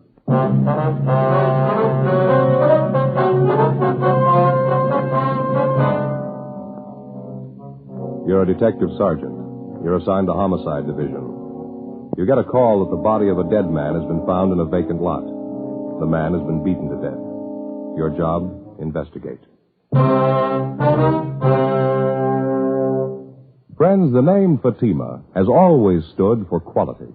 Fatimas are distinctive, with a truly different flavor and aroma. And in king-size Fatima, you get an extra mild and soothing smoke, plus the added protection of Fatima quality. Remember, in Fatima, the difference is quality. Because of its quality, its extra mildness, its better flavor and aroma, Fatima continues to grow in favor among king-size cigarette smokers everywhere. Switch to Fatima yourself today. Ask your dealer for Fatima in the bright, sunny yellow pack. King-size Fatima. The difference is quality.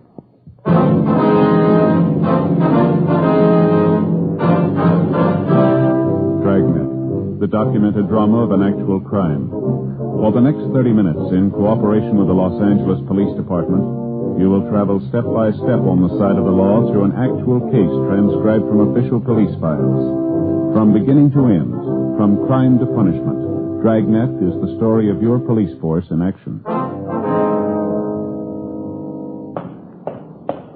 It was Wednesday, February 6th. It was cold in Los Angeles. We were working the day watch out of Homicide Division. My partner's Frank Smith. The boss is Captain Warman. My name's Friday. It was 10:14 a.m. when I got to room 42. Homicide. Frank? In here, Joe. Right. Hi. Morning, Skipper. Joe, Smith says you ran into a bad one out there in Fountain. Yeah, we did. Must have been quite a fight out there. The victim's clothes were pretty well torn up. The ground around the body was all trampled. So wonder we could tell that much. How do you mean? Well, the body was found by a couple of schoolgirls. The vacant lot out there near Fountain and Selma. Girls took a shortcut through the lot, and when they saw the body, they let out enough screams to get the whole neighborhood over there. Mother put in the call. By the time the radio unit got there, the neighbors had walked over the whole area. They got the people back right away, but most of the physical evidence, if there was any, had been trampled out. That helps. Any of those people see or hear anything? No, nothing. How was he killed? We found a big piece of concrete near the body, bloodstains on it. The crime lab's checking it now. Did they find anything else? No, they're still checking the scene. Lee's going to call. Crowd made such a mess out of the place. A lot of houses around there. Somebody must have heard something. Well, we talked to a young girl, lives a couple of doors down from the lot. Seeing she and her boyfriend were coming home from the show. Said about 9:45, 10 o'clock, they noticed a car parked in front of the lot. Yeah. The girl said they noticed it right away. Afraid it might be some guys out to cause trouble. She told us that when she and her boyfriend walked by, they heard loud talking, men arguing. Mm-hmm. She able to describe the car? Just said it was a dark sedan, late model, 51 or 52. We checked the boyfriend. He told about the same story. He said he thought the car was a dark blue Ford. Mm. Well, anyway, the girl said she got scared and went right into the house. A few minutes later, they heard a car tear by. They looked up the street, and the parked car was gone. This was around 10 o'clock. Yeah, that's right. That might make it about the time of the killing. Well, we'll know better when the body's posted. The girl or her boyfriend able to describe the men? No soap, Skipper. All they could tell us was it looked like there were two men in the car. Said they couldn't get a good look at them. License number? No. The boy said he thought of taking it down, but he didn't. Tough break. Hanson and Cummings helped check the neighborhood. They didn't do any better. Seems like everybody in the vicinity was away for the evening. From the coroner, Frank? Hanson just brought this in. Guy's with all the stuff in his pockets. Let's take a look. Driver's license. Name's John Allen Iverson. Address been scratched. No, here it is, on the back. Had it changed. 6295 North Serrano Avenue. Height 5'9", born October 2nd, 23. Make it 28, huh? That's right. Weight 136, eyes hazel, brown hair. What else is in there? Calendar from an oil company, blank check, picture of a puppy, Dalmatian, huh? Well, looks like it, doesn't it? Picture of a woman. Let's see that. Here, wait a minute. Here's a card. Case of accident, please notify Mrs. Alfred Iverson, mother, 6295 Serrano Avenue, Hollywood 98844. Probably her picture. She been notified yet? No, not yet. Keys, comb, nail file, cigarettes, couple of slugs. Good for one play. Match folder. Let me see that, huh? George's Pool and Snooker, Burbank Boulevard. Yeah. Found $13.42 in his pocket. He was wearing a wristwatch, too. Yeah, the watch looked new. It was expensive. Money in the watch still there. Doesn't look like robbery. No, not much. Seems a thief would have taken him anyway. Any ideas on the motive? Well, it's hard to say, Skipper. Could be almost anything. Not much to go on. Lousy thing. Yeah, and it's not getting any better. Yeah? We got to tell his mother now.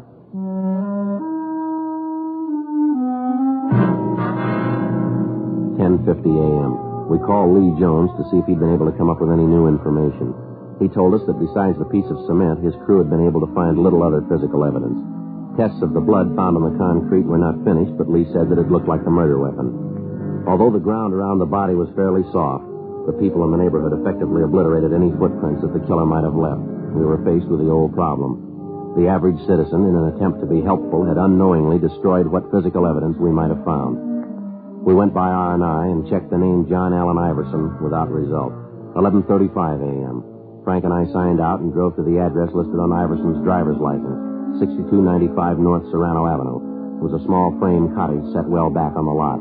The yard was well kept, and as we climbed the front stairs, we could hear a dog barking in the rear of the house. We rang the bell, and the lady in her middle 60s answered the door.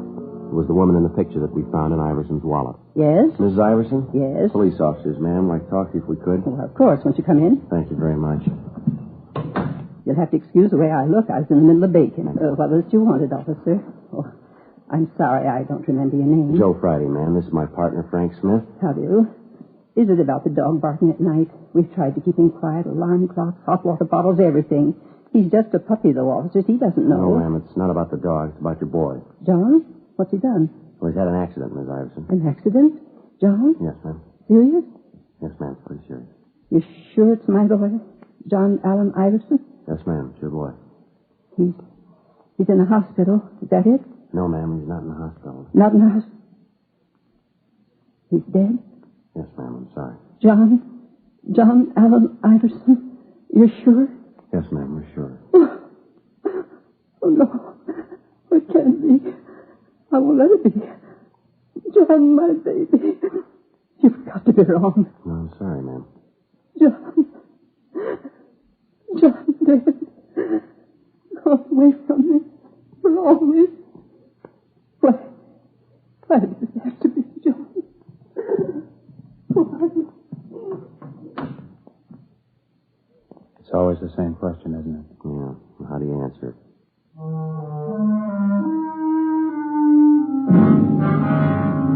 Frank put in a call to Mrs. Iverson's doctor. 5 minutes later, he arrived and gave her a sedative. We asked if we could talk to her, and he told us that it'd be all right if we kept the questioning brief.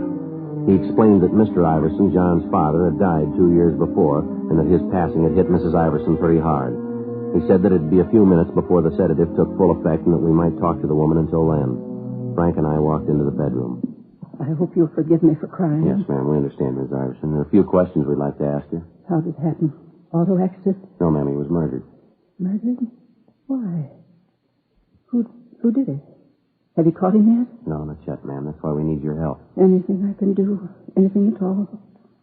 John murdered. Doesn't seem possible. So hard to believe. Yes, ma'am. Was there anyone you might know of who didn't like your son? Someone who might have hated him enough to do this? No one. No one at all. John had a lot of friends. Wasn't anybody who didn't like him. Bright and cheery, always smiling. I'm sorry.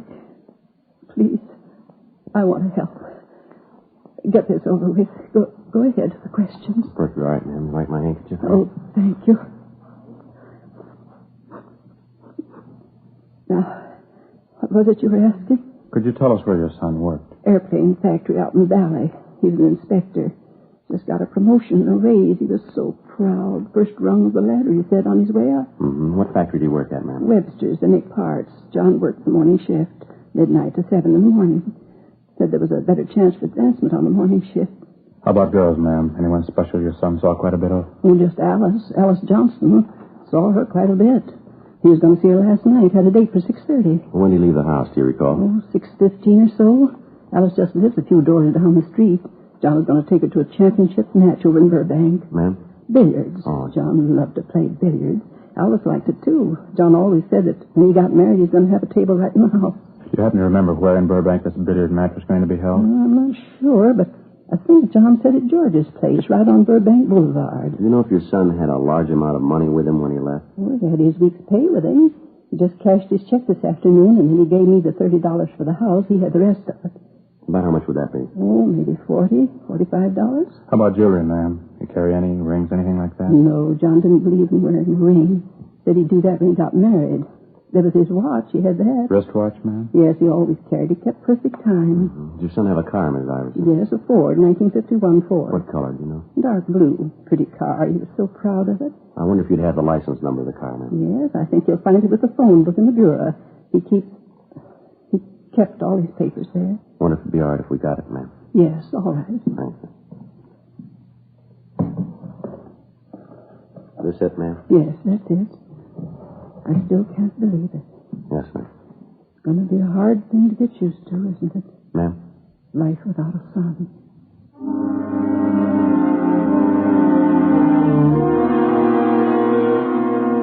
12:40 p.m. Frank and I drove back to the office and checked the license number we'd gotten through DMV. The car was registered to a John Allen Iverson, 6295 North Serrano Avenue. Legal owner, Bank of America. A local and an all-points bulletin were gotten out on the car, all occupants to be held for investigation. In the event the car was found abandoned, a stakeout was to be placed on it and homicide was to be notified. We checked the name Alice Johnstone through R&I, but there was no record on her. 1:50 p.m. Frank and I drove out to her place of employment, an unpainted furniture factory on Ventura Boulevard. We questioned the girl for a good hour, and she explained that John Iverson was usually on time for his dates with her, but the previous night he'd called to say that he'd be a little late. He called several more times and finally said that he was afraid they'd better cancel the date and that he'd call for her in the morning. She told us that she could think of no reason for anyone to be jealous of her spending so much time with Iverson, that he was the only date that she'd had for over a year. She gave us names and addresses of mutual friends to add to the list we already had to check out. 3:05 p.m. Frank and I went for something to eat. Is that all you're going to eat, Frank? Just that little salad? Yeah, Elizabeth's got the idea I ought to cut down on my lunches. Said I'm getting too heavy around the middle. Oh, that's too bad. Chili was good. Yeah, it looks good. Pretty spicy, was it? No, just right. A lot of beef. Uh-huh. Joe? Yeah? You think I'm getting too fat? No, you don't look it to me. When a man gets in his 30s, he's supposed to look a little portly, isn't he? Well, I don't know, Frank. You couldn't prove by me. I always heard so. My father was pretty heavy. That has a lot to do with it. That's so? Well, sure, it's heredity, that stuff. A lot of beef, huh? Yeah, now look, Frank, why don't you have a bowl of the chili? It doesn't look like it's got too many calories in it. No, it doesn't, does it? Miss? Oh, miss, could I have a bowl of that chili? Some of that coconut cream pie, too. Thanks. Yeah, right away.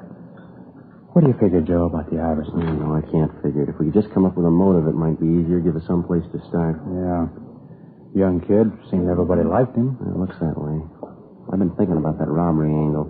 His mother said he left the house with about $45, didn't she? Now, we find him, and he's only got 13 of it left. Where'd the rest go? And that watch. If anybody was going to hold him up, they'd take the watch. They could have gotten something for it.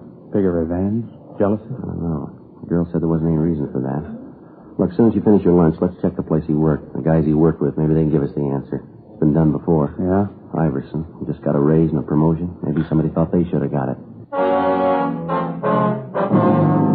Before we left the lunchroom, we called the list of names into R&I.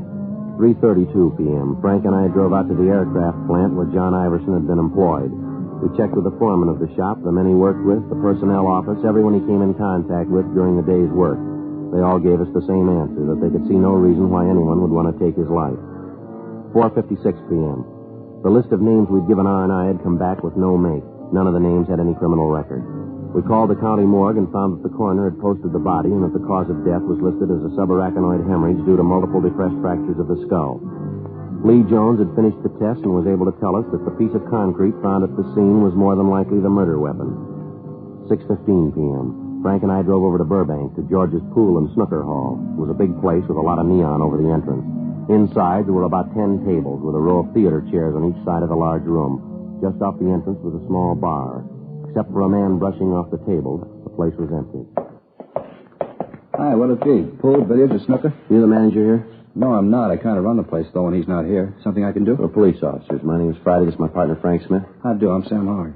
Were you on duty here last night, Mr. Howard? Yeah, until about midnight. I leave then. Sometimes when George asks me, I stay on, but I usually shove off about midnight. Why, anything wrong? I can get George on the phone. You know a man by the name of Iverson, John Iverson? You ever see him around here? Iverson? There's an awful lot of guys come in here, hard to tell. What's he look like? 5'9", about 136 pounds, brown hair. Likes to play billiards, I understand. John... Yeah, I think I know who you mean. Never knew his last name before, but he comes in here quite a bit. Always plays billiards, 3 cushion. Did you see him last night? There were an awful lot of people here last night. Had a match, pretty crowded. Well, was he in here last night? Well, yeah. Came in, watched the match for a while, then he sat up at the bar, had a couple of beers. Was he drinking with anybody? Let me think. Yeah, he and another guy were talking it up. The other guy was popping for the drink. You know the other man? No, sir. Don't think I ever saw him before. About what time was that? Gee, it's hard to say. I was pretty busy. It's important, Mr. Howard. Like that, huh? Well, I'd say it was 7 o'clock, maybe 7:30. Johnny came in first. He watched the matches for a while. Then when this other guy came in, they both moved to the bar. Stayed there talking till about 9:30, 9:45. Then they walked out together. They were together all evening then? Yeah, near as I can tell. What did this other man look like? Let me think. I'd say he was maybe 36, 37, had kind of dark hair. How tall would you say he was? Well, about your height, 5'10" or 11. Had on a plaid sport jacket. I noticed that because I've been looking for one like it. You know, sort of Glen plaid, only with more color. Not exactly loud. What color was the jacket? Blue. Real rich blue. Must have cost a fellow a lot. During the conversation, did Iverson and this other man seem to get along all right? Oh, yeah. Even when the fellow lost the bet. What bet? Yeah, they had a bet on a match. The other guy lost, and he had to pay Johnny $10. Didn't have the cash, had to cash a check. You cash it here? Yeah, it was a payroll check. George doesn't like it when we cash personal checks. If they bounce, we have to stand the laws. Do you think we could locate that check, Mr. Howard? Do you happen to remember the company name on it? No, not right off. I can get it for you. Sure. Well, George wasn't feeling too well today, so he didn't get to the bank. Check's still in the safe. The check was issued from the Kimberly Insurance Company and made out to Martin G. Weber. The endorsement was made by Weber with a notation of his address under the signature. We called the office and had the name run through R&I. There was no record on him. According to the information we've gotten from Sam Howard, the last time the victim was seen alive at 9:45 p.m., he was in the company of Martin Weber. Frank and I got in the car and drove out to the Kimberly Insurance Company. It was a large building on San Fernando Road. The employees were leaving the building when Frank and I got to the office of the general manager. We asked him about Weber, and he told us that he'd been with the firm for the past 10 years, starting as a runner on the floor and rising to the position of office manager. He told us further that in his entire 10 years of service, Weber had never been late or missed a day's work. However, on that particular morning, he hadn't shown up at all. We called our office and arranged for a stakeout on the building of the insurance company. Frank and I drove out to Weber's home, a modern apartment house in the North Hollywood area. We rang the bell, but there was no answer. We checked with the landlord, and he told us that he hadn't seen Weber the night before. In the company of the manager, we checked Weber's apartment. He was not there, and from what we could see, the bed had not been slept in. In further checking, the manager was able to give us the name and address of Weber's sister, a Mrs. Madge Wilson. We arranged for a stakeout on the apartment. 9:20 p.m. Frank and I drove over to check with his sister. Yes? Ms. Wilson? That's right. Police officers, Ms. Wilson. I'd like to talk to you. My name's Friday. This is my partner, Frank Smith. Come in. But I thought all this had been cleared up. Ma'am? Well, you hear about my brother Martin, don't you? Well, yes, ma'am. I don't think I understand. Neither do I. It seems to me that you'd spend your time trying to find out why the man did it instead of bothering us. My husband won't like this at all. We're taxpayers. We've got rights. Just a minute, ma'am. I think maybe there's a misunderstanding. Nothing of the sort. You're here to talk about Martin, aren't you? Yes, ma'am. No misunderstanding at all. He had an accident. It's up to you to take care of the man who did it. Put him in jail for a long time. I'm sorry, Mrs. Wilson. I'm not sure we know what you're talking about. Well, this is the limit. My poor husband spends practically the whole night filling out forms, and you didn't even take time to read them. I'm talking about Martin's accident. The man who ran him down last night, put him in the hospital, broke his leg. That's what I'm talking about. I've got 2 kids upstairs with bad colds, and I haven't got time to stand around and talk to you. If there's anything else you want to know, you can talk to my husband. He'll tell you. You say your brother was run down by a car last night, ma'am? Yes, last night. And he's in the hospital now? Yes. Now, look, we're only trying to conduct an investigation, ma'am. Could you tell us what time this accident happened and where? All right. It's on the report, if you'd only read it. Yes, ma'am. Martin was on his way home last night. He stepped off the curb out on Burbank Boulevard, and this car came right around the corner and hit him. Broke his leg. Sent him to the hospital. He's been there ever since. He's there now. What time did this happen, ma'am? Do you know? Sure I know. It was 9:45.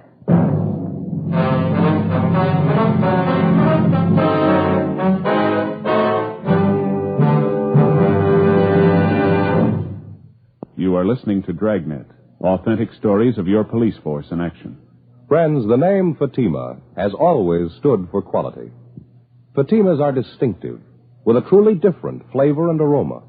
And in king-size Fatima, you get an extra mild and soothing smoke, plus the added protection of Fatima quality. Yes, there's a good reason why Fatima continues to grow in favor among king-size cigarette smokers everywhere. In Fatima, the difference is quality. Quality of tobaccos, the finest Turkish and domestic varieties, extra mild and superbly blended to give you a much different, much better flavor and aroma. Quality of manufacture, smooth, round, perfect cigarettes, rolled in the finest paper money can buy. Quality, even to the appearance of the bright, sunny yellow pack. Carefully Fatima's rich, fresh, extra mild flavor. So next time, insist on Fatima quality. Look for the bright, sunny yellow pack. Smoke Fatima, the extra mild and soothing king-size cigarette, with the added protection of Fatima quality.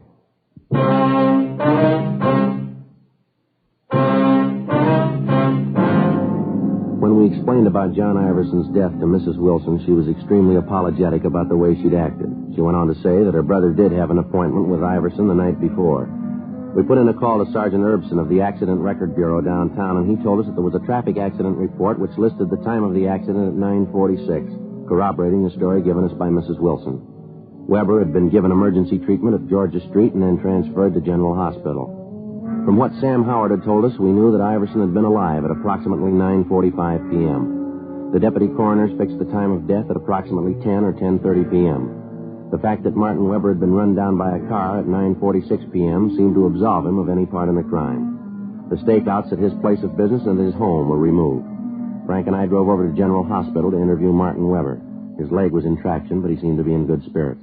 I was on my way home, just stepped off the curb to catch a bus. Next thing I know, I looked up right into a pair of headlights. Almost scared me to death. And whammo, I was on the street, my leg broken. Oh, well, I'm covered. The whole thing won't cost me a cent. Yes, sir. We were talking to Sam Howard over at George's billiard hall. He said you were there with John Iverson last night. That right? Yeah, that's right. Had a talk with old John. Had a big business deal, trying to sell him some insurance. Oh, I didn't know you were a salesman, Mr. Weber. Well, I'm not really. Office manager. I don't like the job. Figured if I could bring in a good sale, the boss might let me have a crack at selling. Well, did Iverson give you any indication that he wanted any insurance? Well, not right off. He's always been worried about his mother, though. You know, if anything should happen to him. Yeah. Anyway, a couple of days ago, one of the pressmen out at the plant where John works was killed. Accident. I thought this might be a good chance to try to sell John some coverage. You know, life. Leave his mother a little something. Yes, sir. Well, old John wasn't an easy one, let me tell you. Told me he wasn't completely sold on insurance yet, and then he said he'd leave it up to the billiard match. Sir? If the championship changed hands, then John would buy some insurance. If it didn't, I had to pay him $10. I lost. Had to cash my paycheck to do it, too. Well, those are the breaks, though, aren't they? Lose a sale and then get hit by a car. So what's this all about, anyway? Why all the questions about old John? Well, he was killed last night, Mr. Weber. Killed? What do you mean? He was murdered. Well, how did it happen? That's what we're trying to find out, sir. While you were at the bar with Iverson, did you see him talk to anybody, anyone besides you? No, he made a couple of phone calls, said they were to his girlfriend, but that's about all. Wait a minute. Yeah? When we got outside the bar, there were a couple of guys that came up and talked to him. Had these men been in the bar? Yeah, come to think of it, they were sitting right next to us. When I had to cash that check, I didn't have a pen to endorse it, and one of the guys gave me his to use. You ever seen him before? No, I don't think I ever did. Can you describe the men, Mr. Weber, what they looked like? I didn't pay much attention to him. One of the fellows was a big guy, maybe 6 feet or more, a couple of 100 pounds anyway. How old would you say? Oh, maybe 37, around there. I'd know him if I saw him again. Well, how's that, sir? The scar, he had a scar right across here on his forehead. Made him look like he was frowning all the time. How about the other man? I'm afraid I can't be of much help there. He was short, 5'5" or 6", heavy, 180 more or less. I think he was wearing a flannel suit. I can't be sure about that. And you saw these men out on the sidewalk with Iverson right after you left the bar, is that right? Yeah.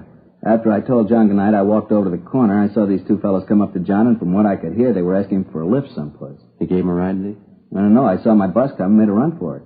Was there anything else you can tell us about these men that might help? Anything at all? Any little thing you might remember? Gee, not that I can remember. I didn't really pay a lot of attention to them. Just a couple of guys sitting next to us. One of them lent me his pen. Well, how about the pen? With any initials on it? No. It was the tall guy, the one with the scar. He loaned it to me. It was one of those plastic things, you know, with a figure that disappears when you turn upside down? I know the kind you mean. I noticed it because I thought it was kind of cute. Anyway, it was put out by a Venetian blind company. It had the name right on it. Can you remember the name? Let me see. Rogers. Rogers Blind Company. All right, fine. Here's our card. If you remember anything else, we'd appreciate a call. Sure thing. Say, you fellows going out to Rogers? Yes, sir. I kind of hate to ask. Yes, sir. You pick up one of those pens for me?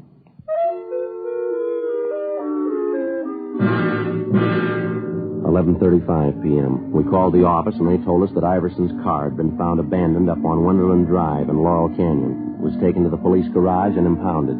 The crime lab had gone over the car for fingerprints, and in eliminating the prints of the people known to have been in the car and friends of Iverson, they'd come up with one unidentified print. As remote as it was, the lead about the pen had to be checked out.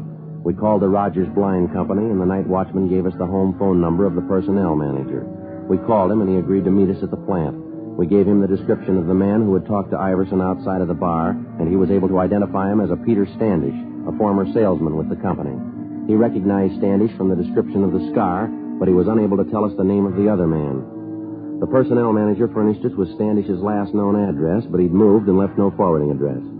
Frank and I went back to the office and ran the name through R&I. Standish had a record of 2 arrests on suspicion of 211 PC, one of them only a month before. Sergeants Hanson and Cummings drove out to the General Hospital to show a mugshot of Standish to Martin Weber. He positively identified the suspect as the man he'd seen talking to Iverson on the night of the murder. We checked with Dean Bergman and Leighton Prince. The fingerprint found in the car matched perfectly with the prints of Standish. Frank and I drove out to the last address on the suspect's arrest report. The manager of the apartment told us that he'd gone out a few minutes before. She told us that there was another man living in the apartment with Standish, and the description she gave tallied closely with the one we had of the man seen with Standish in the bar the night of the murder. She informed us that he was registered under the name of Charles Teal. In the company of the manager, we made a search of the suspect's apartment, but we found nothing. We asked the manager not to give any indication that we were in the apartment, and she agreed to cooperate. We settled down to wait. An hour went by, an hour and a half, 2 hours. Yes. Well, I'm getting tired of it, Teal. Every night the same thing, dragging you out of some crummy bar. You don't knock it off, I'm going to get myself another boy. Not only that, but I'm getting sick All right, and let's hold it right there, Cops, Sonny. lousy, watch it, Frank. All right, hold it, mister. Hold still. Fuzz, crummy fuzz. I had to walk right into it. How's the other one, Frank? He's out. Want to shake him down? Yeah. What do you want with me, cop? I done nothing. You got nothing to hold me for? He's clean, Joe. So's the other one. We got plenty, Standish. Let's go. What? What you got on me? Murder, mister. Murder me? You're crazy. You're off your rocker. Yeah, sure. All right, Frank? I'm getting him up. Come on, boy. I told you, Standish. I told you to get him. Shut up, gentlemen. All right, let's hold it right there, mister. Don't make any more problems. It was him. He did it. I didn't want to. It was his idea. I'll tell you all about it. Should have known not to trust you, Teal. Look what you got me into. We only wanted his money. He wouldn't give it to us. Standish kept trying to hit him with that piece of cement. I tried to make him stop. You try to stop me splitting the dough. You got more than half. Don't worry about it. What do you mean? We'll split this one even.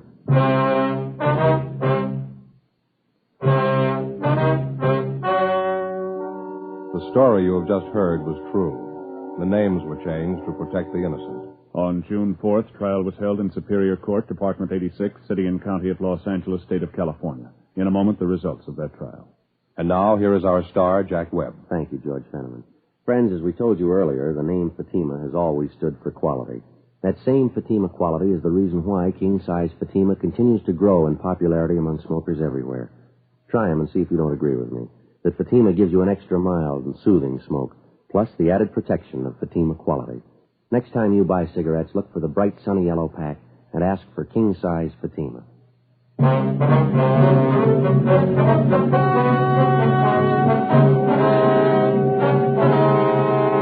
Peter James Standish and Charles Edward Teal were tried and convicted of robbery and murder in the first degree. They were sentenced to life imprisonment. They're now serving their term in the state penitentiary, San Quentin, California.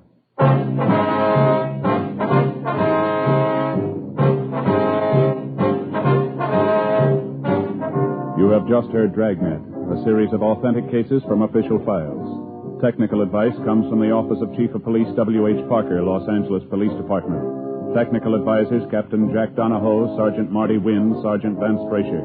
Heard tonight were Ken Patterson, Gwen Delano, Jack Crucian. Script by John Robinson. Music by Walter Schumann. Hal Gibney speaking. King Size Fatima has brought you Dragnet, transcribed from Los Angeles.